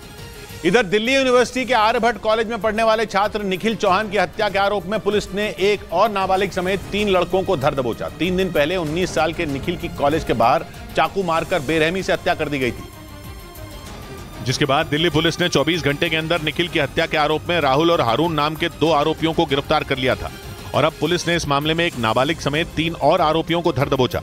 पकड़े गए आरोपियों के नाम यश और तस्लीम बताए गए और दोनों दिल्ली यूनिवर्सिटी के साउथ कैंपस में मौजूद आर्यभट्ट कॉलेज में पढ़ते हैं। जबकि तीसरा आरोपी नाबालिग है और इसी वजह से उसकी पहचान पुलिस ने गुप्त रखी है। मतलब निखिल हत्याकांड में एक नाबालिग समेत 5 आरोपी पुलिस की गिरफ्त में आ गए हैं। सूत्रों का कहना है कि पुलिस सभी आरोपियों से पूछताछ कर रही है और ये पता लगाने में जुटी है कि निखिल की हत्या मामूली विवाद में हुई थी या फिर उसे मारने के पीछे की वजह कुछ और है। इस बीच झारखंड पुलिस की सीआईडी टीम ने साइबर ठगी के आरोप में आरिफ राजा नाम के एक बदमाश को देवघर जिले से गिरफ्तार कर लिया। आरोप है कि उसने एक आदमी के अकाउंट से 2.5 लाख रुपए उड़ा लिए, जिसके लिए आरोपी आरिफ राजा ने शातिर तरीके से साइबर ठगी को अंजाम दिया। पुलिस के मुताबिक पीड़ित ने एयर इंडिया के विमान में टिकट बुक कराई थी, लेकिन बाद में उन्हें यात्रा को लेकर कुछ परेशानी हुई, जिसे दूर करने के लिए उन्होंने इस कंपनी से बात करने की कोशिश की। इसके लिए उन्होंने सर्च इंजन गूगल से एयर इंडिया का कस्टमर केयर नंबर निकाला उस नंबर पर फोन करने पर दूसरी तरफ से आरिफ राजा ने खुद को इस कंपनी का कर्मचारी बताकर उन्हें एक लिंक भेज दिया, जिसे मोबाइल फोन पर खोलते ही उनके अकाउंट से अचानक 2.5 लाख रुपए निकल गए। ट्विटर पे इन लोगों ने एयर एशिया के नाम से एक फेक आईडी बनाई हुई थी। पुलिस के मुताबिक आरोपी ने इसी तरह पहले भी कई लोगों को लाखों रुपए का चूना लगाया। उधर न्यूज एजेंसी रॉयटर्स की एक रिपोर्ट के मुताबिक रूस में हथियारों के कारखाने में रहस्यमय विस्फोट के बाद भीषण आग लग गई। जानकारी के मुताबिक इस घटना में 5 लोगों की मौत हो गई और कई लोग घायल हो गए। रॉयटर्स के मुताबिक ये विस्फोट रूस के तंबोव शहर में मौजूद हथियारों के एक कारखाने में हुआ। रूस का तंबोव शहर मॉस्को से करीब 450 किलोमीटर की दूरी पर है। इस घटना में यूक्रेन का हाथ होने की आशंका जताई गई, क्योंकि दावा किया गया कि पिछले दिनों यूक्रेन की सेना ड्रोन के जरिए रूस के कई शहरों पर हमले कर चुकी है, लेकिन तंबोव के गवर्नर ने बताया कि हथियार कारखाने में जो विस्फोट हुआ उसका यूक्रेन से कोई लेना देना नहीं है। हालांकि ये विस्फोट किस वजह से हुआ इसकी जांच शुरू कर दी गई। वहीं रूस से बढ़ रहे तनाव के बीच अमेरिका ने उसके पड़ोसी देश स्वीडन में पहली बार अपने बॉमर उतार दिए। अमेरिका की सेना ने बताया कि उसके 2 B-1 बॉमर सैन्य अभ्यास के लिए स्वीडन पहुंच गए और वो जल्द ही स्वीडन की वायुसेना के साथ अभ्यास में हिस्सा लेंगे। पश्चिमी मीडिया के मुताबिक स्वीडन के प्रधानमंत्री ने कुछ दिन पहले ही अमेरिका की अगुवाई वाले सैन्य संगठन नेटो के सैनिकों की मेजबानी करने का ऐलान किया था। उन्होंने तो यहां तक कह दिया कि स्वीडन में नेटो की मौजूदगी रूस पर लगाम कसने का काम करेगी, क्योंकि रूस की सीमाएं स्वीडन के बेहद करीब हैं। ऐसे में जरूरत पड़ने पर नेटो फौरन वहां से रूस के खिलाफ एक्शन ले पाएगा। दावा किया गया कि इसीलिए अमेरिका ने स्वीडन में अपने बॉमर भेजकर पुतिन को सीधी चुनौती दे दी। उधर यूक्रेन ने दावा किया कि रूस ने जापोरिजिया न्यूक्लियर पावर प्लांट को बम ब्लास्ट में उड़ाकर पूरे यूरोप को रेडिएशन से मारने की तैयारी कर ली है। यूक्रेन का जापोरिजिया परमाणु प्लांट यूरोप का सबसे बड़ा न्यूक्लियर पावर प्लांट है और पिछले साल जब से रूस ने उस पर कब्जा किया है तभी से वहां परमाणु हादसे की आशंका जताई जा रही है। मगर इस बार तो यूक्रेन के मिलिट्री इंटेलिजेंस चीफ ने दावा कर डाला कि रूस ने परमाणु प्लांट में बारूदी सुरंग बिछा दी है। इसलिए डर जताया जा रहा है कि जापोरिजिया न्यूक्लियर पावर प्लांट किसी भी वक्त जोरदार धमाके में फटकर यूरोप के कोने कोने में बसे लोगों को मौत की नींद सुला सकता है। यूक्रेन की मिलिट्री इंटेलिजेंस के चीफ किरिलो बुदनोव ने बताया कि परमाणु प्लांट के रिएक्टरों को ठंडा रखने के लिए बनाए गए तालाब में ही रूस की सेना ने बारूदी सुरंग बिछा दी और अगर रूस ने उसमें धमाका कर दिया तो बहुत बड़ी मुसीबत खड़ी हो जाएगी। इस महीने की शुरुआत में यूक्रेन के खरसोन प्रांत में मौजूद नोवा कखोव का बांध टूटा था। उस बांध से जापोरिजिया प्लांट तक भी पानी सप्लाई होता है। यूक्रेन के डिफेंस इंटेलिजेंस प्रमुख ने दावा किया कि जब सबका ध्यान उस बांध पर था उसी दौरान रूस ने प्लांट में बारूदी सुरंग बिछा दी। इस बीच पश्चिमी मीडिया ने दावा किया कि रूस के कारोबारियों ने वहां के सैनिकों को इनाम देने का ऐलान कर दिया। ये इनाम उन सैनिकों को दिया जाएगा जो लेपर्ड टैंकों को बर्बाद करेंगे, क्योंकि लेपर्ड टैंक की वजह से रूस को युद्ध में बड़ा नुकसान हुआ, जिसके बाद वहां के कारोबारियों ने लेपर्ड टैंकों को तबाह करने वाले सैनिकों के लिए इनाम का ऐलान कर दिया और यह इनाम करीब $12,000 यानी भारतीय रुपयों में 10 लाख रुपए होगा। लेकिन शर्त यह है कि यूक्रेन के लेपर्ड टैंक को जला दिया जाए या उस पर कब्जा किया जाए। पश्चिमी मीडिया ने दावा किया कि टैंक ही नहीं दूसरे देशों से यूक्रेन को मिलने वाले फाइटर जेट मार गिराने वाले सैनिकों को भी रूसी कारोबारी इनाम देंगे। उधर पश्चिमी मीडिया ने दावा किया कि यूक्रेन के MiG-29 फाइटर जेट में लगे रहस्यमयी हथियारों ने रूस के ठिकानों पर जोरदार हमले कर दिए। बताया गया कि यूक्रेन की सेना ने रूस के कब्जे वाले इलाकों पर मिसाइलों की बारिश कर दी, जिसकी वजह से रूस को भारी नुकसान हुआ। यूक्रेन की सेना के मुताबिक उसके MiG-29 फाइटर जेट ने कई टैंकों और ड्रोन को मार गिराया। पश्चिमी मीडिया के मुताबिक यूक्रेन ने MiG-29 फाइटर जेट में लगे रहस्यमयी हथियारों से रूस की सेना पर ऐसे भीषण हमले किए कि उसे कुछ इलाकों में पीछे हटना पड़ गया। हालांकि रूस ने यूक्रेन के दावे को गलत बताते हुए ये दावा कर दिया कि वो लगातार यूक्रेन के हमलों को नाकाम कर रहा है। यूक्रेन को MiG-29 फाइटर जेट पोलैंड ने दिया था और इसी फाइटर जेट के जरिए अब यूक्रेन पलटवार कर रहा है। इधर दिल्ली में 2020 में हुए दंगों के दौरान दिल्ली पुलिस के हेड कांस्टेबल रतन लाल की हत्या के मुख्य आरोपी मोहम्मद अयाज को पुलिस ने बेंगलुरु से गिरफ्तार कर लिया। CAA और NRC के विरोध में हुए दंगों में 50 से ज्यादा लोगों की मौत हुई थी, जिनमें हेड कांस्टेबल रतन लाल भी शामिल थे, जो दिल्ली के चांदबाग इलाके में अपने अधिकारियों को बचाने की कोशिश में घायल हो गए थे। बाद में उनकी मौत हो गई थी और अब दिल्ली पुलिस ने इस हत्याकांड के मुख्य आरोपी मोहम्मद अयाज को बेंगलुरु से गिरफ्तार कर लिया। आरोपी अयाज 3 साल से फरार था और पुलिस ने उसे भगोड़ा घोषित करने के साथ ही उस पर 1 लाख रुपए का इनाम भी रखा था। पिछले साल पुलिस ने हेड कांस्टेबल रतन लाल की हत्या के आरोप में दिल्ली के भजनपुरा की रहने वाली एक महिला को नोएडा से पकड़ा था। उस महिला को भी भगोड़ा घोषित किया गया था और उस पर 50,000 का इनाम भी था। उधर राजस्थान के उदयपुर में जगन्नाथ यात्रा के दौरान आग लगने से अफरा तफरी मच गई। ये आग वहां झांकी निकालने के दौरान भड़की, जिसकी चपेट में आकर एक महिला झुलस गई। इस घटना का एक वीडियो भी सामने आया, जिसमें आग के गोल घेरे के बीच फंसे लोग जान बचाने के लिए इधर उधर भागते नजर आए। इस भगदड़ के बीच एक महिला वहां आग में गिर पड़ी। हालांकि पास में ही खड़ा एक आदमी उस महिला को खींचकर आग से दूर ले गया, जिसकी वजह से उसकी जान तो बच गई, लेकिन साड़ी में आग लगने की वजह से वो महिला झुलस गई। वहां मौजूद लोगों ने किसी तरह आग पर काबू पाया और घायल महिला को इलाज के लिए अस्पताल भेज दिया गया। जगन्नाथ यात्रा में झांकी निकालने के दौरान कुछ लोग वहां मुंह से आग निकालने का करतब दिखा रहे थे। बताया गया कि इसी दौरान लापरवाही की वजह से आग भड़क गई। इधर उत्तर प्रदेश के कौशाम्बी में फर्नीचर के एक गोदाम में आग लगने से हड़कंप मच गया। आग की चपेट में आकर गोदाम के बाहर खड़ी कई गाड़ियां जलकर राख हो गई और फर्नीचर गोदाम में लगी आग ने तेजी से फैलते हुए पास की एक इमारत को भी अपनी जद में ले लिया, जिसकी वजह से उस इमारत को भी खाली करना पड़ गया। इस भीषण आग की खबर मिलते ही पूरे इलाके में हड़कंप मच गया। वहां मौजूद लोगों ने दमकल विभाग को आग की सूचना दी, जिसके बाद वहां पहुंचे दमकल कर्मी फौरन आग बुझाने में जुट गए। दमकल कर्मियों ने कई घंटों की कड़ी मशक्कत के बाद आग पर काबू पाया, लेकिन तब तक फर्नीचर गोदाम में रखा लाखों का सामान जलकर राख हो गया। घटना में बाहर खड़ी 3 बाइकों और 2 कार भी जलकर क्षतिग्रस्त हुई हैं। हालांकि गनीमत यह रही कि इस हादसे में कोई भी घायल नहीं हुआ। पुलिस अब यह पता लगाने में जुटी है कि वहां आग कैसे भड़की। उधर पश्चिमी मीडिया ने दावा किया कि क्यूबा में चीन के सैन्य ठिकाना बनाने पर अमेरिका ने चिंता जताई और चीन के सैन्य ठिकाने को अपने देश के लिए खतरा बता दिया, क्योंकि चीन अपने सैन्य ठिकाने के जरिए अमेरिका की जासूसी करना चाहता है। इसलिए चीन ने अमेरिका के पड़ोसी देश क्यूबा को चुना ताकि आसानी से समंदर में अमेरिका के युद्धपोतों और पनडुब्बियों की निगरानी कर पाए। इसके साथ ही अमेरिका की तकनीक के बारे में भी जानकारी जुटा पाए। क्यूबा अमेरिका के फ्लोरिडा से महज 100 किलोमीटर की दूरी पर है। ऐसे में चीन के लिए जासूसी करना बेहद आसान होगा। लेकिन जैसे ही इस बात की जानकारी अमेरिका को लगी, उसने चीन के सैन्य ठिकाने पर चिंता जता दी। इसके साथ ही अमेरिका के विदेश मंत्री एंटनी ब्लिंकन ने चीन पर आरोप लगाया कि वो उत्तर अटलांटिक महासागर में तनाव की स्थिति बनाना चाहता है। इस बीच अर्जेंटीना के होहोई प्रांत में सरकार के एक आदेश के विरोध में लोग सड़क पर उतर आए और हिंसक प्रदर्शन किया। वहां की सरकार ने एक बिल पास किया जिसके तहत अपनी मांगों को लेकर सड़क जाम करना या फिर सरकारी संपत्ति पर कब्जा करना अपराध बन गया। और इसी बिल के विरोध में वहां बवाल होने लगा। होहोई प्रांत की राजधानी सान सल्वाडोर की सड़क पर प्रदर्शनकारियों ने कब्जा कर लिया और पुलिस पर पथराव किया। वहां से सामने आए एक वीडियो में दिखा कि उन लोगों ने सड़क किनारे खड़ी एक कार को पलट दिया और उसमें आग लगा दी, जिसके बाद वो पथराव करते हुए वहां की लेजिस्लेचर बिल्डिंग में घुस गए और वहां भी जमकर तोड़फोड़ की। बताया गया कि जब प्रदर्शनकारी लेजिस्लेचर बिल्डिंग में घुसे उस वक्त वहां पर कई सदस्य मौजूद थे और जैसे ही वहां पथराव हुआ, चीख पुकार मच गई, जिसके बाद पुलिस ने मोर्चा संभालते हुए प्रदर्शनकारियों पर आंसू गैस के गोले दागे और उन्हें खदेड़ दिया। उधर मध्य अमेरिकी देश हॉन्डुरस की एक जेल में दंगे भड़कने से 41 महिला कैदियों की मौत हो गई। बताया गया कि जेल में 2 गैंग के बीच हिंसक झड़प हुई, जिसके बाद ज्यादातर कैदियों को जलाकर मार दिया गया, जबकि कई कैदियों को गोली मार दी गई। बताया गया कि जेल में भड़की हिंसा में 41 कैदियों की मौत हो गई, जबकि 7 कैदियों को अस्पताल में भर्ती करवाया गया, जिसकी वजह से जेल में हड़कंप मच गया और जेल के बाहर खड़े कैदियों के परिजनों में चीख पुकार मच गई। परिवार वालों का रो रो कर बुरा हाल हो गया। ऐसे में हालात पर काबू पाने के लिए जेल के बाहर भारी संख्या में पुलिस की तैनाती कर दी गई। बताया गया कि हॉन्डुरस की जेलों का हाल बहुत खराब है। यहाँ पहले भी इस तरह की हिंसा भड़की थी जिसमें कई कैदियों की मौत हो गई थी। इधर महाराष्ट्र के पुणे में एक डॉक्टर ने अपनी पत्नी और 2 बच्चों की हत्या करने के बाद खुदकुशी कर ली। जानकारी के मुताबिक उसने अपने घर में होने वाले झगड़ों से परेशान होकर यह कदम उठाया और आरोप है कि उसने अपनी पत्नी की गला दबाकर हत्या कर दी, जिसके बाद वो अपने 2 मासूम बच्चों को उसके घर के पास बने एक कुएं पर ले गया और कुएं में उन दोनों को धक्का दे दिया।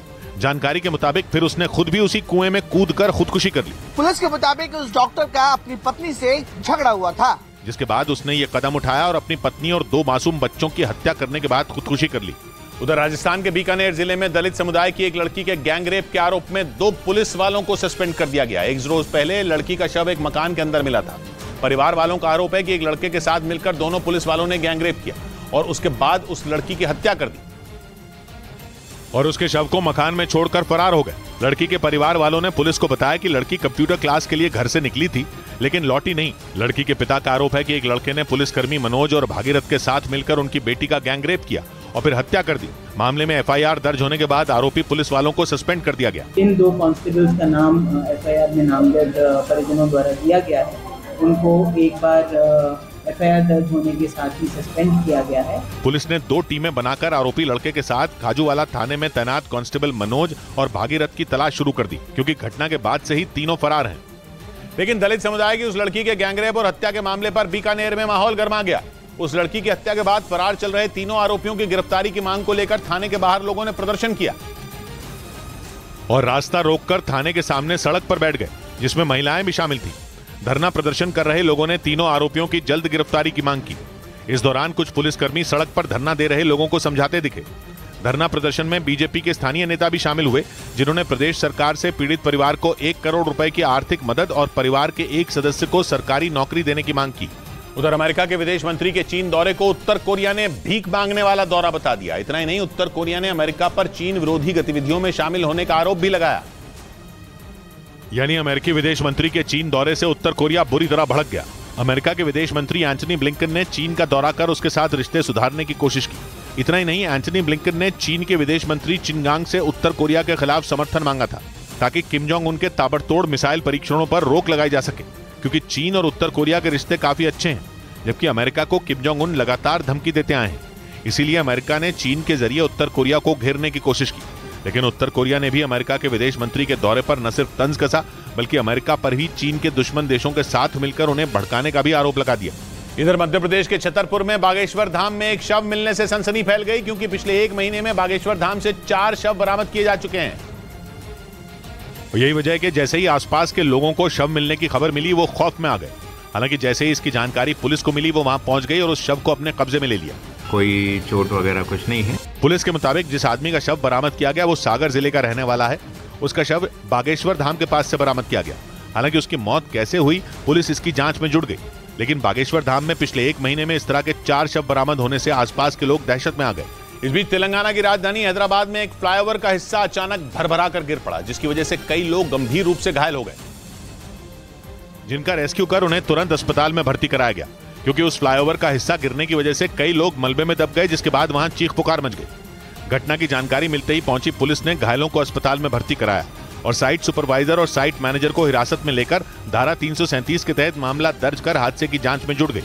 उधर पाकिस्तान के एक ड्रोन को पंजाब पुलिस ने बॉर्डर पर पकड़ लिया। आरोप है कि पाकिस्तान से अवैध हथियारों की तस्करी की जा रही थी, जिस पर कार्रवाई करते हुए पुलिस ने 2 लोगों को गिरफ्तार भी किया।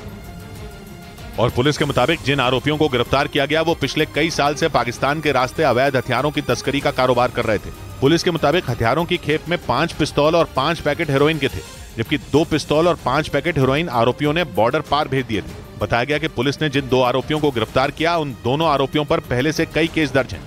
इस बीच अफगानिस्तान में हत्या के एक आरोपी को सरेआम मौत की सजा दी गई। उसे हजारों लोगों के सामने बीच सड़क पर गोली मार दी गई। मीडिया रिपोर्ट के मुताबिक उस पर 5 लोगों की हत्या का आरोप था और वहां की सुप्रीम कोर्ट ने भी उसकी सजा माफ करने की अपील को खारिज कर दिया था, जिसके बाद उसे सार्वजनिक तौर पर मौत की सजा देने का फैसला हुआ। मीडिया रिपोर्ट के मुताबिक हत्या के आरोपी को वहां की पुलिस ने हजारों लोगों के सामने 6 गोलियां मारी, जिस पर 5 लोगों की हत्या का आरोप था और शरिया कानून के तहत उसे दोषी पाए जाने पर बीच सड़क पर गोलियों से भून दिया गया।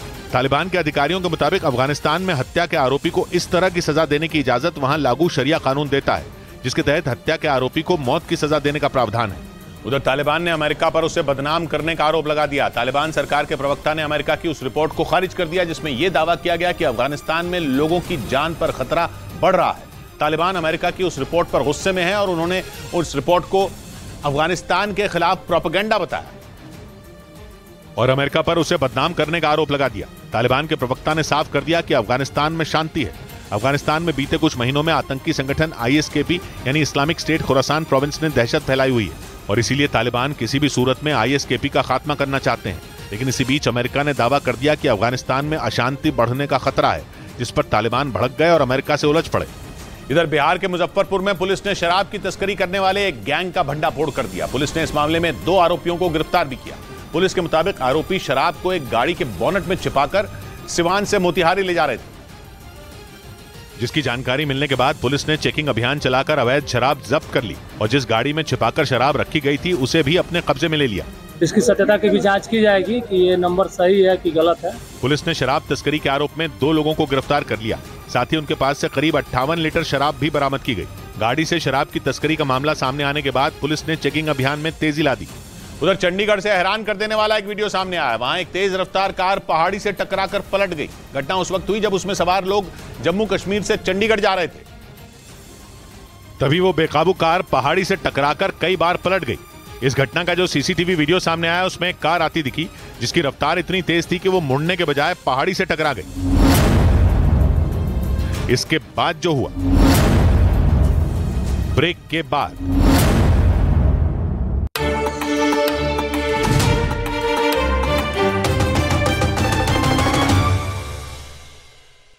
जिसका संकेत उन्होंने मुलाकात के बाद मीडिया के सामने दिया। मुस्कुराते चेहरे के साथ अमेरिकी कंपनी टेस्ला के सीईओ एलॉन मस्क ये कहने से भी नहीं चूके कि वो भारत के प्रधानमंत्री के फैन हैं। I am a fan of Modi, so Elon Musk ने अगले साल भारत आने का भी इशारा किया। I'm tentatively planning to visit India again next year. दुनिया के सबसे अमीर शख्स एलॉन मस्क इलेक्ट्रिक कार बनाने वाली कंपनी टेस्ला के ही नहीं, ट्विटर के भी मालिक है। हालांकि वो जिन गिने चुने लोगों को ट्विटर पर फॉलो करते हैं उनमें भारत के प्रधानमंत्री भी शामिल हैं।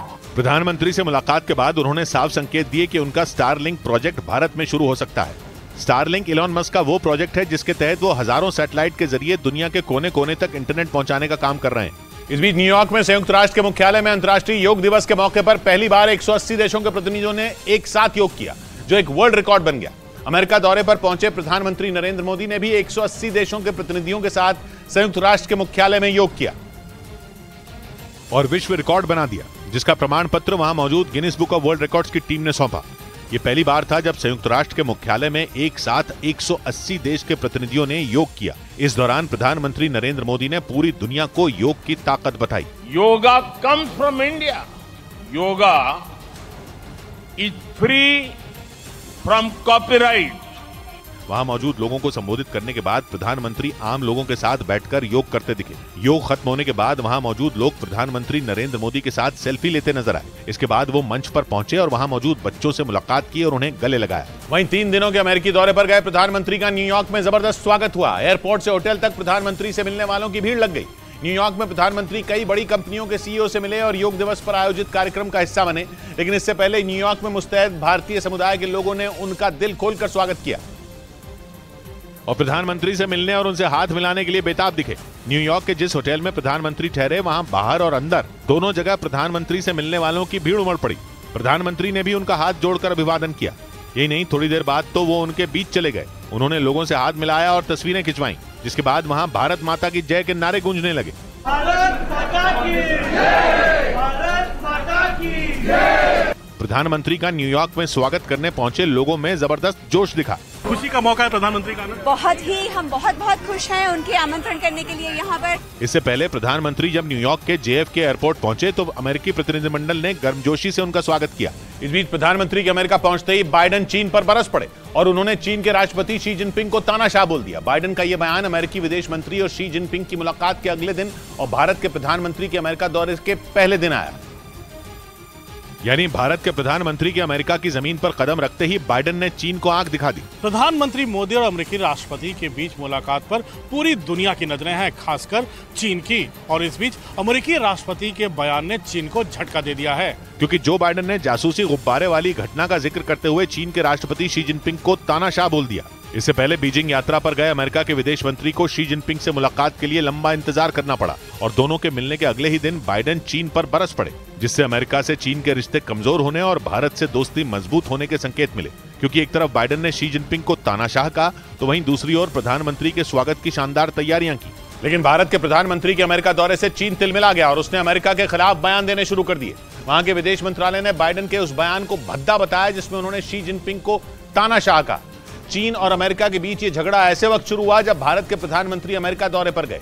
यही नहीं, चीन के मीडिया ने तो उनके दौरे पर खुलकर अपनी बौखलाहट दिखा भी दी और कहने लगा कि भारत के प्रधानमंत्री के अमेरिकी दौरे से चीन और अमेरिका के बीच व्यापार पर कोई असर नहीं पड़ेगा, जिसका सीधा मतलब यह हुआ कि भारत और अमेरिका की दोस्ती से चीन बौखला गया। रही से एक कसर उसने बाइडेन के शी जिनपिंग को तानाशाह कहने वाले बयान का जवाब देकर पूरी कर दी, क्योंकि चीन के विदेश मंत्रालय ने बाइडेन के बयान को भद्दा और उकसाने वाला बताया। यानी प्रधानमंत्री के अमेरिका दौरे ने चीन की चिंता बढ़ा दी और इसी तिलमिलाहट में वो अमेरिका से लड़ने पर उतारू हो गया, क्योंकि उसे मालूम है कि अमेरिका और भारत के बीच व्यापार बढ़ते ही चीन की आर्थिक हालत पतली हो सकती है।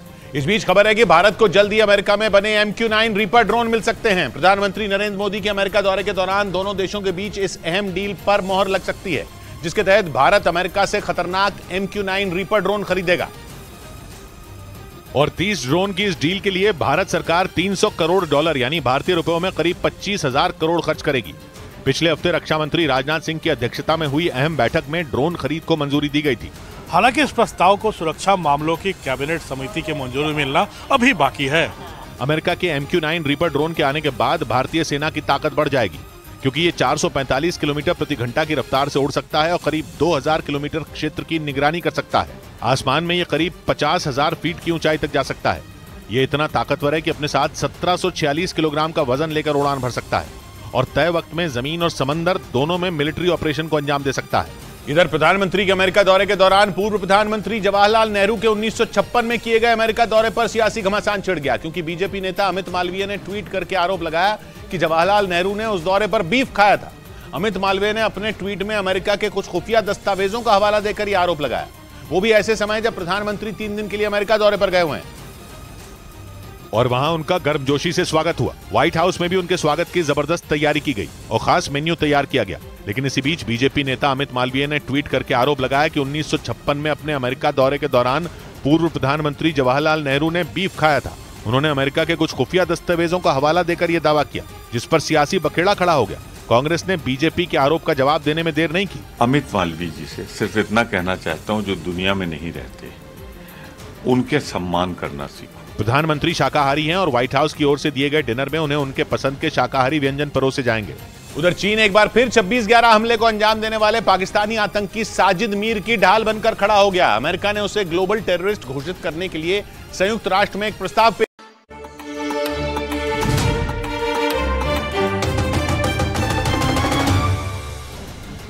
ब्रेकिंग न्यूज आ रही है। इजरायल ने फिलिस्तीन से बदला लेने का ऐलान कर दिया है। 2 दिन पहले इजरायल के कब्जे वाले वेस्ट बैंक में उसकी सेना पर फिलिस्तीन के चरमपंथियों ने जोरदार हमला किया था, जिस पर इजरायल के प्रधानमंत्री ने 2 टूक कह दिया है कि इजरायल के पास सभी विकल्प खुले हुए हैं। वो फिलिस्तीन को सबक सिखाने के लिए कोई भी कदम उठा सकता है। इसका मतलब यही है कि इजरायल चुप नहीं बैठने वाला। वो फिलिस्तीन के चरमपंथियों से अपने सैनिकों के खून के एक एक कतरे का हिसाब लेकर रहेगा। इसलिए उसने वेस्ट बैंक में अपनी सेना की तैनाती भी काफी ज्यादा बढ़ा दी है। यानी इजरायल फिलिस्तीन से आर या पार की जंग लड़ने की तैयारी में दिख रहा है।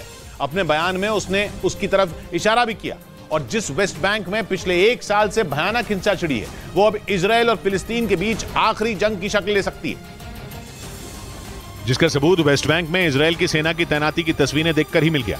रात से लेकर दिन तक इजरायल के सैनिक वेस्ट बैंक के चप्पे चप्पे पर गश्त लगाते दिखे। उन्होंने एक मशीन को धमाके करके उड़ा भी दिया।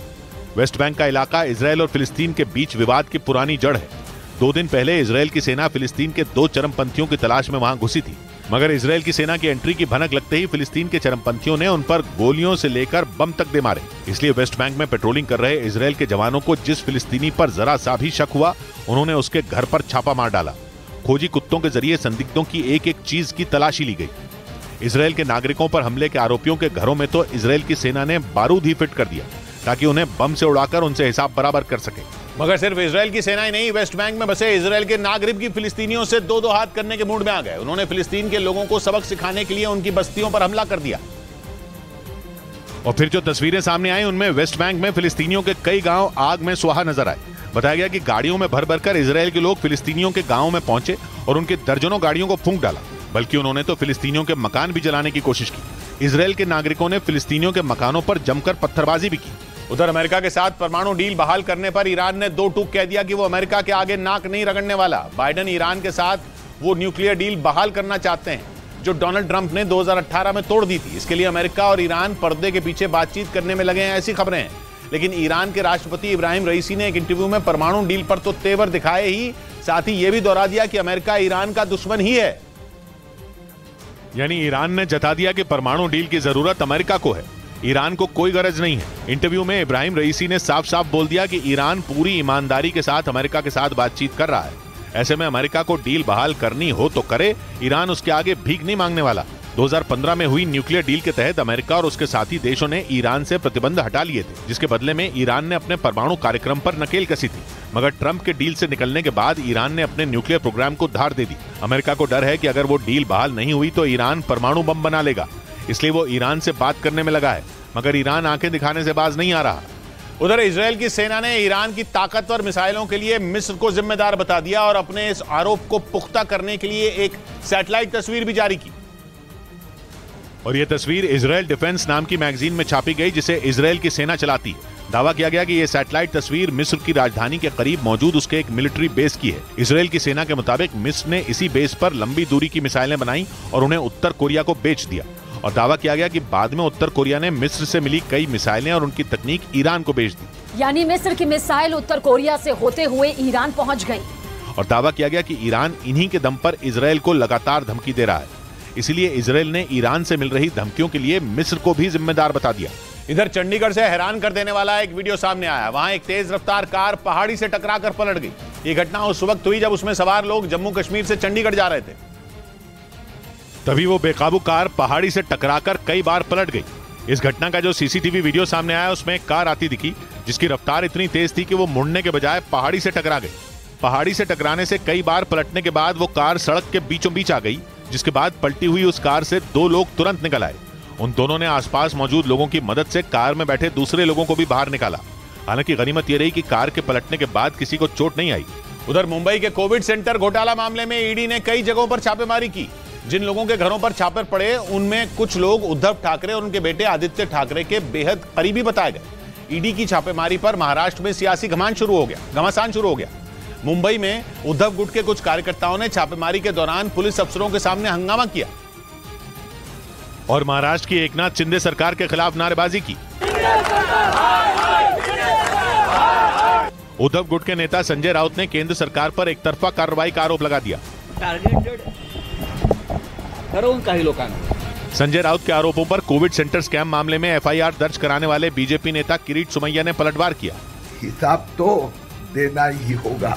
घोटाले की जांच में लगी ईडी इस बात का पता लगाने में जुटी है कि मुंबई में कोविड सेंटर बनाने के लिए दिए गए टेंडर में नियमों की अनदेखी तो नहीं की गई, क्योंकि आरोप है कि 3 साल पहले मुंबई में कोविड सेंटर बनाने के दौरान घोटाला हुआ था।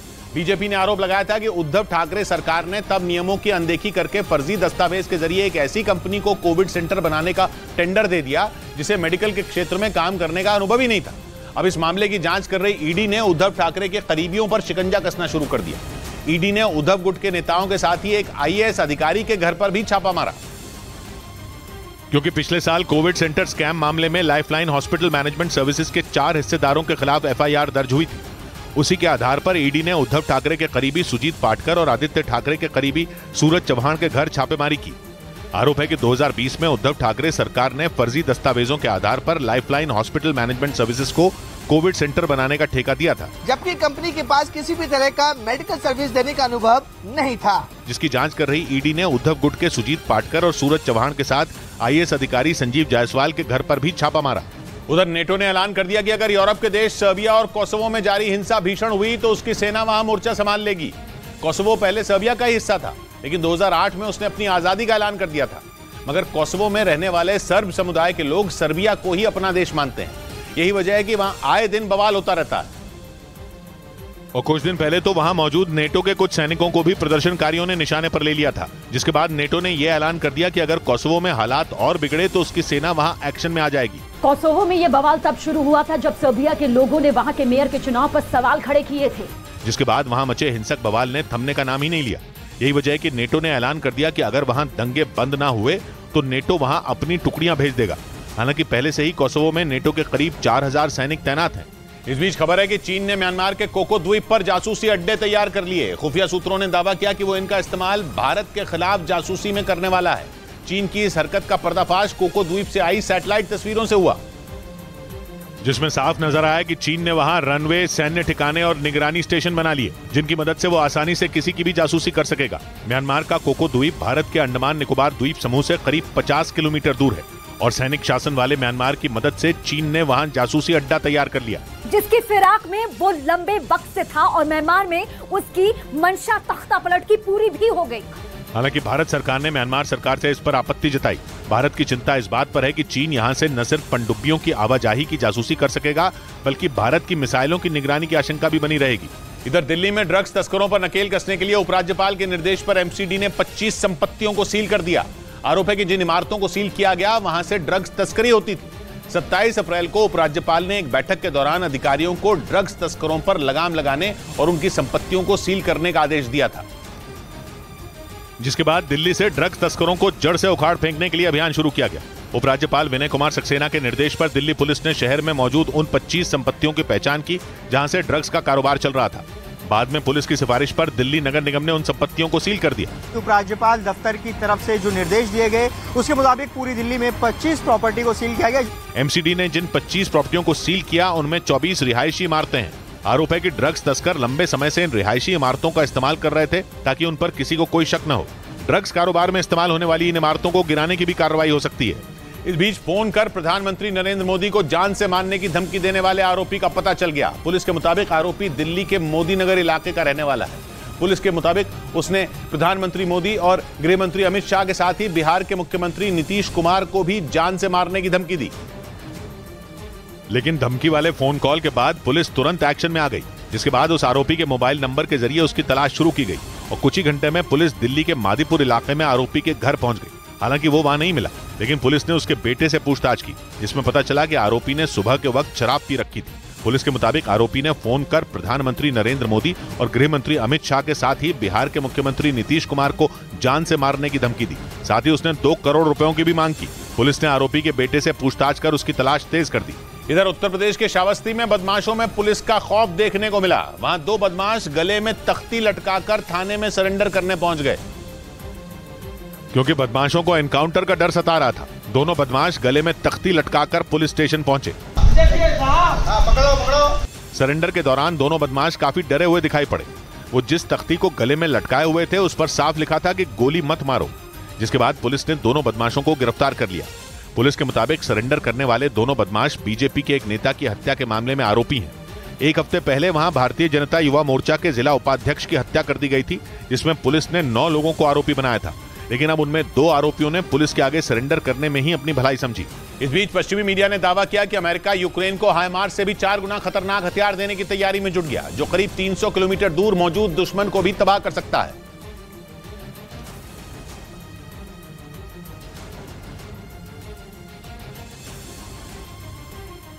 इधर बिहार के पूर्व मुख्यमंत्री जीतन राम मांझी की पार्टी हिंदुस्तानी अवाम मोर्चा एनडीए में शामिल हो गई। बिहार में महागठबंधन से अलग होने के कुछ दिन बाद मांझी ने दिल्ली में अमित शाह से मुलाकात की, जिसके बाद उन्होंने यह ऐलान किया। मांझी के बिहार में महागठबंधन से अलग होते ही उनके एनडीए में शामिल होने की अटकलें लगनी शुरू हो गईं, जिन पर जीतन राम मांझी और उनके बेटे संतोष सुमन की अमित शाह से मुलाकात के बाद मोहर लग गई, क्योंकि जीतन राम मांझी की पार्टी हिंदुस्तानी अवाम मोर्चा एनडीए का हिस्सा बन गई। एनडीए के साथ रहना है और हमने अपनी सहमति माननीय गृह मंत्री जी को बता दी है। हिंदुस्तानी अवाम मोर्चा के अध्यक्ष संतोष सुमन ने ऐलान किया कि चुनाव में सीटों के बंटवारे पर फैसला बाद में लिया जाएगा और इस मुद्दे पर उनकी और अमित शाह की फिर से मुलाकात होगी। इस बीच यूपी के लखीमपुर खीरी में सरकारी जमीन पर कब्जा करने वाले एक दबंग के खिलाफ कार्रवाई हुई। वहां पुलिस ने बुलडोजर की मदद से अतिक्रमण हटाया और जिस सरकारी जमीन को कब्जा मुक्त कराया गया उसकी कीमत करीब 50 लाख रुपए बताई गई, जिस पर अवैध कब्जा करने की शिकायत पुलिस को मिली थी, जिसके बाद प्रशासन एक्शन में आया और बुलडोजर की मदद से उस सरकारी जमीन पर हुए अतिक्रमण को हटा दिया गया। पुलिस को शिकायत मिली थी कि सरकारी जमीन पर एक दबंग ने अवैध कब्जा कर लिया और जमीन के चारों तरफ दीवार खड़ी करवा दी, जिसके बाद प्रशासन ने सरकारी बुलडोजर ले जाकर वहां से अतिक्रमण हटवा दिया। राजस्व और पुलिस टीम के माध्यम से वो अतिक्रमण 1319 पर से हटवा के खाली करवा दिया। वहां से अतिक्रमण हटाने के वक्त पुलिस भी मौजूद रही। उधर फ्रांस की राजधानी पेरिस में शरणार्थियों ने कोर्ट के बाहर टेंट लगाकर सरकार के खिलाफ प्रदर्शन शुरू कर दिया। इस दौरान भारी संख्या में शरणार्थी वहां पहुंचे और सरकार के खिलाफ प्रदर्शन करने लगे। इस दौरान शरणार्थियों ने पेरिस की एक कोर्ट के बाहर टेंट लगाया और सरकार के खिलाफ नारेबाजी करने लगे। प्रदर्शनकारियों ने बताया कि करीब 700 शरणार्थी पिछले 77 दिनों से एक स्कूल में बहुत बुरी हालत में रह रहे हैं, लेकिन उनके लिए सरकार की तरफ से कोई कदम नहीं उठाया गया, जिसके विरोध में उन्होंने कोर्ट के बाहर ही टेंट गाड़ दी। लेकिन प्रदर्शन शुरू होते ही पुलिस वहां पहुंच गई और प्रदर्शनकारियों को हटाने लगी। ऐसे में पुलिस और प्रदर्शनकारियों के बीच भिड़ंत हो गई, जिसके बाद पुलिस ने सभी टेंट वहां से हटा दिया और 32 लोगों को गिरफ्तार कर लिया। इधर उत्तर प्रदेश के गाजियाबाद में चलती मोटरसाइकिल पर एक लड़के और एक लड़की के स्टंट करने का वीडियो सामने आया, जिसमें वो दोनों एक दूसरे को गले लगाकर मोटरसाइकिल पर बैठे नजर आए। इस दौरान वो लड़का दिल्ली मेरठ एक्सप्रेसवे पर तेज रफ्तार में मोटरसाइकिल चलाता दिखा, जिनका वीडियो अब सोशल मीडिया पर जमकर वायरल हो गया। वीडियो में लड़का सफेद टी शर्ट पहनकर मोटरसाइकिल चलाता नजर आया, जबकि लड़की लड़के की तरफ मुंह करके मोटरसाइकिल की टंकी पर बैठी दिखी और इस दौरान दोनों ने हेलमेट भी नहीं पहना था। दिल्ली मेरठ हाईवे से गुजर रहे एक कार सवार ने इसका वीडियो बनाकर सोशल मीडिया पर डाल दिया। वीडियो वायरल होने के बाद गाजियाबाद पुलिस ने संज्ञान लेते हुए स्टंट करने वाले लड़के और लड़की की तलाश शुरू कर दी। इस बीच गुरुग्राम में एक हिंदूवादी नेता को मस्जिद के सामने तलवार लहराने के आरोप में गिरफ्तार किया गया, जिसके बाद पुलिस स्टेशन के बाहर बजरंग दल और विश्व हिंदू परिषद समेत कई हिंदूवादी संगठनों के कार्यकर्ताओं ने हंगामा किया और हिंदूवादी नेता की गिरफ्तारी को गलत बताया। इस दौरान बजरंग दल और विश्व हिंदू परिषद समेत कई हिंदूवादी संगठनों के कार्यकर्ताओं ने पुलिस स्टेशन के बाहर जमकर नारेबाजी भी की। मामला 2 अप्रैल को बताया गया, जब हनुमान जयंती पर बजरंग दल, विश्व हिंदू परिषद और आरएसएस समेत कई हिंदूवादी संगठनों के कार्यकर्ताओं ने जुलूस निकाला था। और आरोप है कि मस्जिद के सामने से जुलूस के गुजरने के दौरान वहां कुछ कार्यकर्ताओं ने गदा और तलवार लहराए थे, जिसका वीडियो वायरल होने के बाद गुरुग्राम पुलिस ने कार्रवाई करते हुए कुलभूषण भारद्वाज नाम के हिंदूवादी नेता को गिरफ्तार कर लिया, जिसके विरोध में हिंदूवादी संगठनों ने पुलिस स्टेशन के बाहर हंगामा किया। उधर पंजाब के फिरोजपुर में बीएसएफ ने एक बार फिर नशे की बड़ी खेप बरामद की। बीएसएफ और पंजाब पुलिस की टीम पंजाब के बॉर्डर इलाकों में तलाशी कर रही थी और इसी दौरान बीएसएफ ने फिरोजपुर से हेरोइन बरामद की। बीएसएफ ने बताया कि तलाशी के दौरान उसे हेरोइन के 14 पैकेट मिले, जिनमें आधा किलो हेरोइन थी। बीएसएफ और पंजाब पुलिस पंजाब के बॉर्डर इलाकों में सर्च ऑपरेशन चला रही थी। इसी दौरान फिरोजपुर में भारत पाकिस्तान सीमा के पास नशे की बड़ी खेप मिली। बीएसएफ ने ड्रोन के जरिए पाकिस्तान से ड्रग की तस्करी का शक जताया। वहीं इससे पहले भी बीएसएफ ने पंजाब में पाकिस्तानी सीमा के पास ड्रोन मार गिराए थे, जिसके जरिए पाकिस्तान ने भारत में ड्रग्स भेजने की कोशिश की थी और अब एक बार फिर बीएसएफ ने पाकिस्तान की घुसपैठ की कोशिश को नाकाम कर दिया। इधर मध्य प्रदेश के रतलाम रेलवे स्टेशन पर एक ट्रेन में सीट के लिए यात्रियों के बीच हाथापाई हो गई। उस ट्रेन में हुई मारपीट और हंगामे का एक वीडियो भी सामने आया, जिसमें स्टेशन पर खड़ी उस ट्रेन की एक बोगी में कुछ यात्री मारपीट करते दिखे। बताया गया कि रतलाम से इंदौर जाने वाली ट्रेन की उस बोगी में कुछ यात्रियों के बीच सीट पर बैठने को लेकर विवाद हो गया और फिर उन यात्रियों के बीच हाथापाई होने लगी। हर तरफ उन यात्रियों की चीखने चिल्लाने की आवाज गूंजने लगी और झगड़ रहे यात्रियों के बीच जमकर लात घूंसे भी चले। इसी बीच सूचना मिलने पर रेलवे पुलिस की एक टीम वहां पहुंची और झगड़ा कर रहे उन यात्रियों को रोका, जिसके बाद उन लोगों को रेलवे पुलिस अपने साथ ले गई। इस बीच मध्य प्रदेश के खरगोन से हैरान करने वाला एक मामला सामने आया। बताया गया कि वहां नदी किनारे सेल्फी लेने की बात कहते हुए एक आदमी अपनी पत्नी के सामने ही नदी में कूद गया, जिसके बाद वहां भीड़ इकट्ठा हो गई और तुरंत पुलिस को घटना की जानकारी दी गई। पुलिस ने वहां पहुंचकर उस आदमी की तलाश शुरू की, लेकिन जब वो नहीं मिला तो एसडीआरएफ की टीम को बुलाया गया और नदी में सर्च ऑपरेशन चलाया गया। बताया गया कि उस आदमी ने सेल्फी लेने की बात कहकर अपनी मोटरसाइकिल पुल पर रोकी थी और बाद में बीवी और बेटी के सामने ही नदी में कूद गया, लेकिन नदी में पानी का बहाव तेज होने की वजह से इस बात की आशंका जताई गई कि वो आदमी बहकर दूर चला गया होगा, इसीलिए काफी दूर तक सर्च ऑपरेशन चलाया गया। हालांकि उसने नदी में छलांग क्यों लगाई, पुलिस इसकी जांच में जुट गई। वहीं शेयर बाजार लगातार दूसरे दिन हरे निशान पर बंद हुआ। विदेशी बाजारों में गिरावट के बावजूद भारत के बाजार मुनाफे के साथ कारोबार करते रहे और दिन भर सेंसेक्स और निफ्टी हरे निशान पर बने रहे। बाजार बंद होने के वक्त बॉम्बे स्टॉक एक्सचेंज का सेंसेक्स 195 अंक चढ़कर 63,523 पर बंद हुआ, जबकि निफ्टी 40 अंकों की छलांग लगाकर 18,856 पर पहुंच गया। मिड कैप और स्मॉल कैप शेयरों की छलांग बाजार में तेजी की बड़ी वजह बनी। इधर उत्तर प्रदेश के वाराणसी में बिजली की चोरी करने के आरोप में 2 महिलाओं को ड्रोन की मदद से रंगे हाथ पकड़ लिया गया। बिजली चोरी की घटनाएं सामने आने की वजह से वहां कई इलाकों में ड्रोन से जांच अभियान चलाया गया और इस दौरान 2 महिलाओं को बिजली चोरी करने के आरोप में पकड़ लिया गया। बिजली चोरी का एक वीडियो भी सामने आया, जिसमें एक महिला अपने घर की छत पर बैठकर बिजली के तारों को जोड़ती दिखी। इसके बाद वो उन तारों को सीढ़ियों से नीचे ले गई। इसी तरह के एक दूसरे वीडियो में दूसरी आरोपी महिला भी बिजली चोरी करने की कोशिश करती नजर आई। पिछले कुछ दिनों से इलाके में बिजली चोरी की घटनाएं बढ़ गई थी, जिसके बाद प्रशासन ने उस इलाके में मौजूद करीब 65 लोगों के घरों पर ड्रोन से निगरानी शुरू कर दी। इस अभियान के दौरान ये दोनों महिलाएं रंगे हाथ बिजली चोरी करती पकड़ी गईं। उधर 23 जून को पटना में विपक्ष की बैठक से पहले अरविंद केजरीवाल की विपक्षी नेताओं को लिखी चिट्ठी ने खलबली मचा दी, क्योंकि उस चिट्ठी में केजरीवाल ने मांग की कि बैठक में ट्रांसफर पोस्टिंग से जुड़े केंद्र के अध्यादेश पर सबसे पहले चर्चा की जाए। उन्होंने चिट्ठी में लिखा कि दिल्ली का अध्यादेश एक प्रयोग है जिसे दूसरे राज्यों में भी दोहराया जा सकता है। पटना में 23 जून को होने वाली बैठक में विपक्ष को एकजुट करने के लिए नीतीश ने जमीन आसमान एक कर दिया है और पटना में जगह जगह इस बैठक से जुड़े पोस्टर भी लगाए गए, जिनमें अरविंद केजरीवाल की तस्वीरें भी नजर आईं। लेकिन 23 जून को विपक्ष की बैठक से पहले केजरीवाल ने चिट्ठी बम फोड़ दिया और ये शर्त रखकर खलबली मचा दी कि बैठक में सबसे पहले ट्रांसफर पोस्टिंग से जुड़े केंद्र के अध्यादेश पर चर्चा हो, क्योंकि आने वाले वक्त में केंद्र सरकार दिल्ली की तरह दूसरे राज्यों में भी ऐसा अध्यादेश ला सकती है। मुख्यमंत्री सिर्फ चिता रहे हैं सबको कि ये अध्यादेश अन्य राज्यों के लिए भी आ सकता है। इस मामले में जेडीयू समेत कुछ विपक्षी पार्टियां केजरीवाल के साथ खड़ी दिखी, लेकिन कांग्रेस ने अपने पत्ते नहीं खोले। वहाँ जब 23 को बैठक होगी तो वहाँ जो बातें आएंगी उस बातों पे चर्चा होगी। अटकलें हैं कि केंद्र के अध्यादेश के मुद्दे पर कांग्रेस ने आम आदमी पार्टी को ज्यादा भाव नहीं दिया और इसीलिए 23 जून की बैठक से पहले केजरीवाल ने ये दांव चल दिया, जिस पर कांग्रेस पशुपेश में दिखी, क्योंकि दिल्ली और पंजाब जैसे राज्यों में कांग्रेस का आम आदमी पार्टी से सीधा मुकाबला है। इस बीच बिहार के वैशाली से हैरान करने वाला एक मामला सामने आया। वहां अंतर्राष्ट्रीय योग दिवस पर योगाभ्यास के दौरान अचानक केंद्रीय मंत्री पशुपति कुमार पारस की तबीयत बिगड़ गई, जिसकी वजह से वहां हड़कंप मच गया, क्योंकि केंद्रीय मंत्री पशुपति कुमार पारस अपनी जगह से उड़ भी नहीं पा रहे थे। जिसके बाद वहां मौजूद कुछ लोग उनकी मदद के लिए पहुंचे और उन्हें उठाकर सोफे पर बैठाया। थोड़ी देर वहां बैठने के बाद उन्हें राहत महसूस हुई। अभी भी मेरी तबीयत खराब है, केंद्रीय मंत्री पशुपति कुमार पारस वैशाली में अंतर्राष्ट्रीय योग दिवस के मौके पर योग करने पहुंचे थे।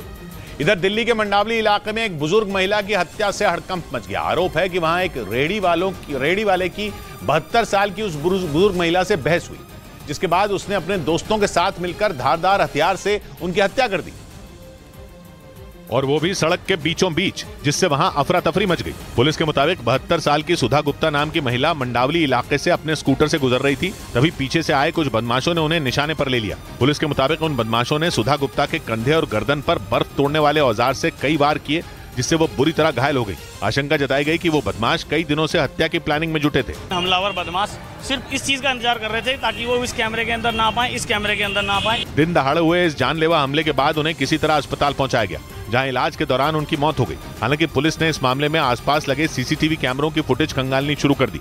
साथ ही ये भरोसा भी दिया गया कि आरोपियों को जल्द से जल्द गिरफ्तार कर लिया जाएगा। उधर पश्चिमी मीडिया ने दावा किया कि ईरान के आत्मघाती ड्रोन से लड़ने में यूक्रेन इजरायल की मदद चाहता है, क्योंकि रूस के साथ चल रही इस जंग में ईरान के शाहिद 136 ड्रोन की वजह से यूक्रेन को जबरदस्त नुकसान झेलना पड़ा। और रूस की सेना ने ईरान के शाहिद 136 ड्रोन से कीव समेत यूक्रेन के कई इलाकों में जमकर तबाही मचाई, जिसके बाद से यूक्रेन रूस के ड्रोन हमले का तोड़ निकालने में जुटा है। और ज़ेलेंस्की को लगता है कि इस ड्रोन हमले का तोड़ सिर्फ और सिर्फ इजरायल के पास है, इसलिए ज़ेलेंस्की ने इजरायल से मदद मांगी। पश्चिमी मीडिया के मुताबिक ज़ेलेंस्की ने इजरायल के प्रधानमंत्री बेंजामिन नेतन्याहू को कीव आने का निमंत्रण भी दे दिया। हालांकि इजरायल ने अब तक यूक्रेन युद्ध से दूरी बनाई हुई है और उसने अब तक कोई भी हथियार यूक्रेन को नहीं दिया। कुछ दिन पहले यूक्रेन ने इजरायल से आयरन डोम एयर डिफेंस सिस्टम मांगा था, लेकिन उसने इनकार कर दिया था और यूक्रेन को अर्ली मिसाइल वार्निंग सिस्टम दिया, जो केवल हथियारों के बारे में ही जानकारी देता है। इधर महाराष्ट्र के पालघर में सरपंच दफ्तर में जमकर मारपीट हुई, क्योंकि इलाके में करवाए गए काम के बिल पर सरपंच और उप सरपंच के बीच विवाद हो गया, जिसके बाद दफ्तर में मौजूद दोनों पक्ष के लोग आपस में भिड़ गए और बात हाथापाई तक पहुंच गई। इस दौरान महिलाएं भी आपस में भिड़ गईं और सरपंच दफ्तर में हंगामा खड़ा हो गया। हाथापाई करते करते लोगों ने एक दूसरे पर कुर्सियां फेंकनी शुरू कर दी, जिसके बाद सभी लोग एक दूसरे पर कुर्सियों से हमला करने लगे। काफी देर तक चले इस हंगामे के बाद पुलिस वहां पहुंची और मामला शांत करवाया। इस पूरे मामले का वीडियो सीसीटीवी में रिकॉर्ड हो गया। पुलिस ने कार्रवाई करते हुए 31 लोगों के खिलाफ मामला दर्ज कर लिया। बताया गया कि इलाके में करवाए गए काम के बिल पर सरपंच और उप सरपंच के बीच विवाद हो गया था, जिसके बाद मामला बढ़ गया और दोनों पक्ष के लोग आपस में भिड़ गए। इधर उत्तर प्रदेश के ललितपुर में एक लड़के की पिटाई का वीडियो वायरल हो गया। बताया गया कि जिस लड़के की पिटाई की गई वो दलित समुदाय का था। आरोप है कि उसे पीटने वालों ने उस लड़के से शराब पीने के लिए पैसे मांगे थे, लेकिन उसने पैसे देने से मना कर दिया, जिसके बाद उन लोगों ने उस पर लाठियों से हमला कर दिया। इस घटना का जो वीडियो सामने आया उसमें एक लड़का जमीन पर लेटा हुआ नजर आया, जिसके ऊपर कुछ बदमाश लातों से हमला करते दिखाई दिए। तभी उनमें एक ने उस पर लाठियां बरसानी शुरू कर दी। हालांकि इस दौरान वहां कई लोग मौजूद थे, लेकिन उन बदमाशों की दहशत से वो उस लड़के को बचाने की हिम्मत नहीं जुटा पाए। वहीं उस लड़के को पीटने के आरोपी उसे मारने के बाद काफी दूर तक घसीटते हुए ले गए। इस घटना में वो लड़का बुरी तरह घायल हो गया, जिसे बाद में अस्पताल में भर्ती कराया गया। चंद सस्ती ख्वाहिशों पर सब लुटाकर मर गईं। चंद सस्ती ख्वाहिशों पर सब लुटाकर मर गईं, नेकियां खुदगर्जियों के पास आकर मर गईं। सौगात की बात कही चिराग ने, वो लम्हा जब झूठ की महफिल में सच दाखिल हुआ, साजिशें उस एक पल में हड़बड़ाकर मर गईं। मिलते हैं कल, घड़ी जब इशारा करेगी 9 बजे रात का, वक्त फिर होगा 100 बात की एक बात का।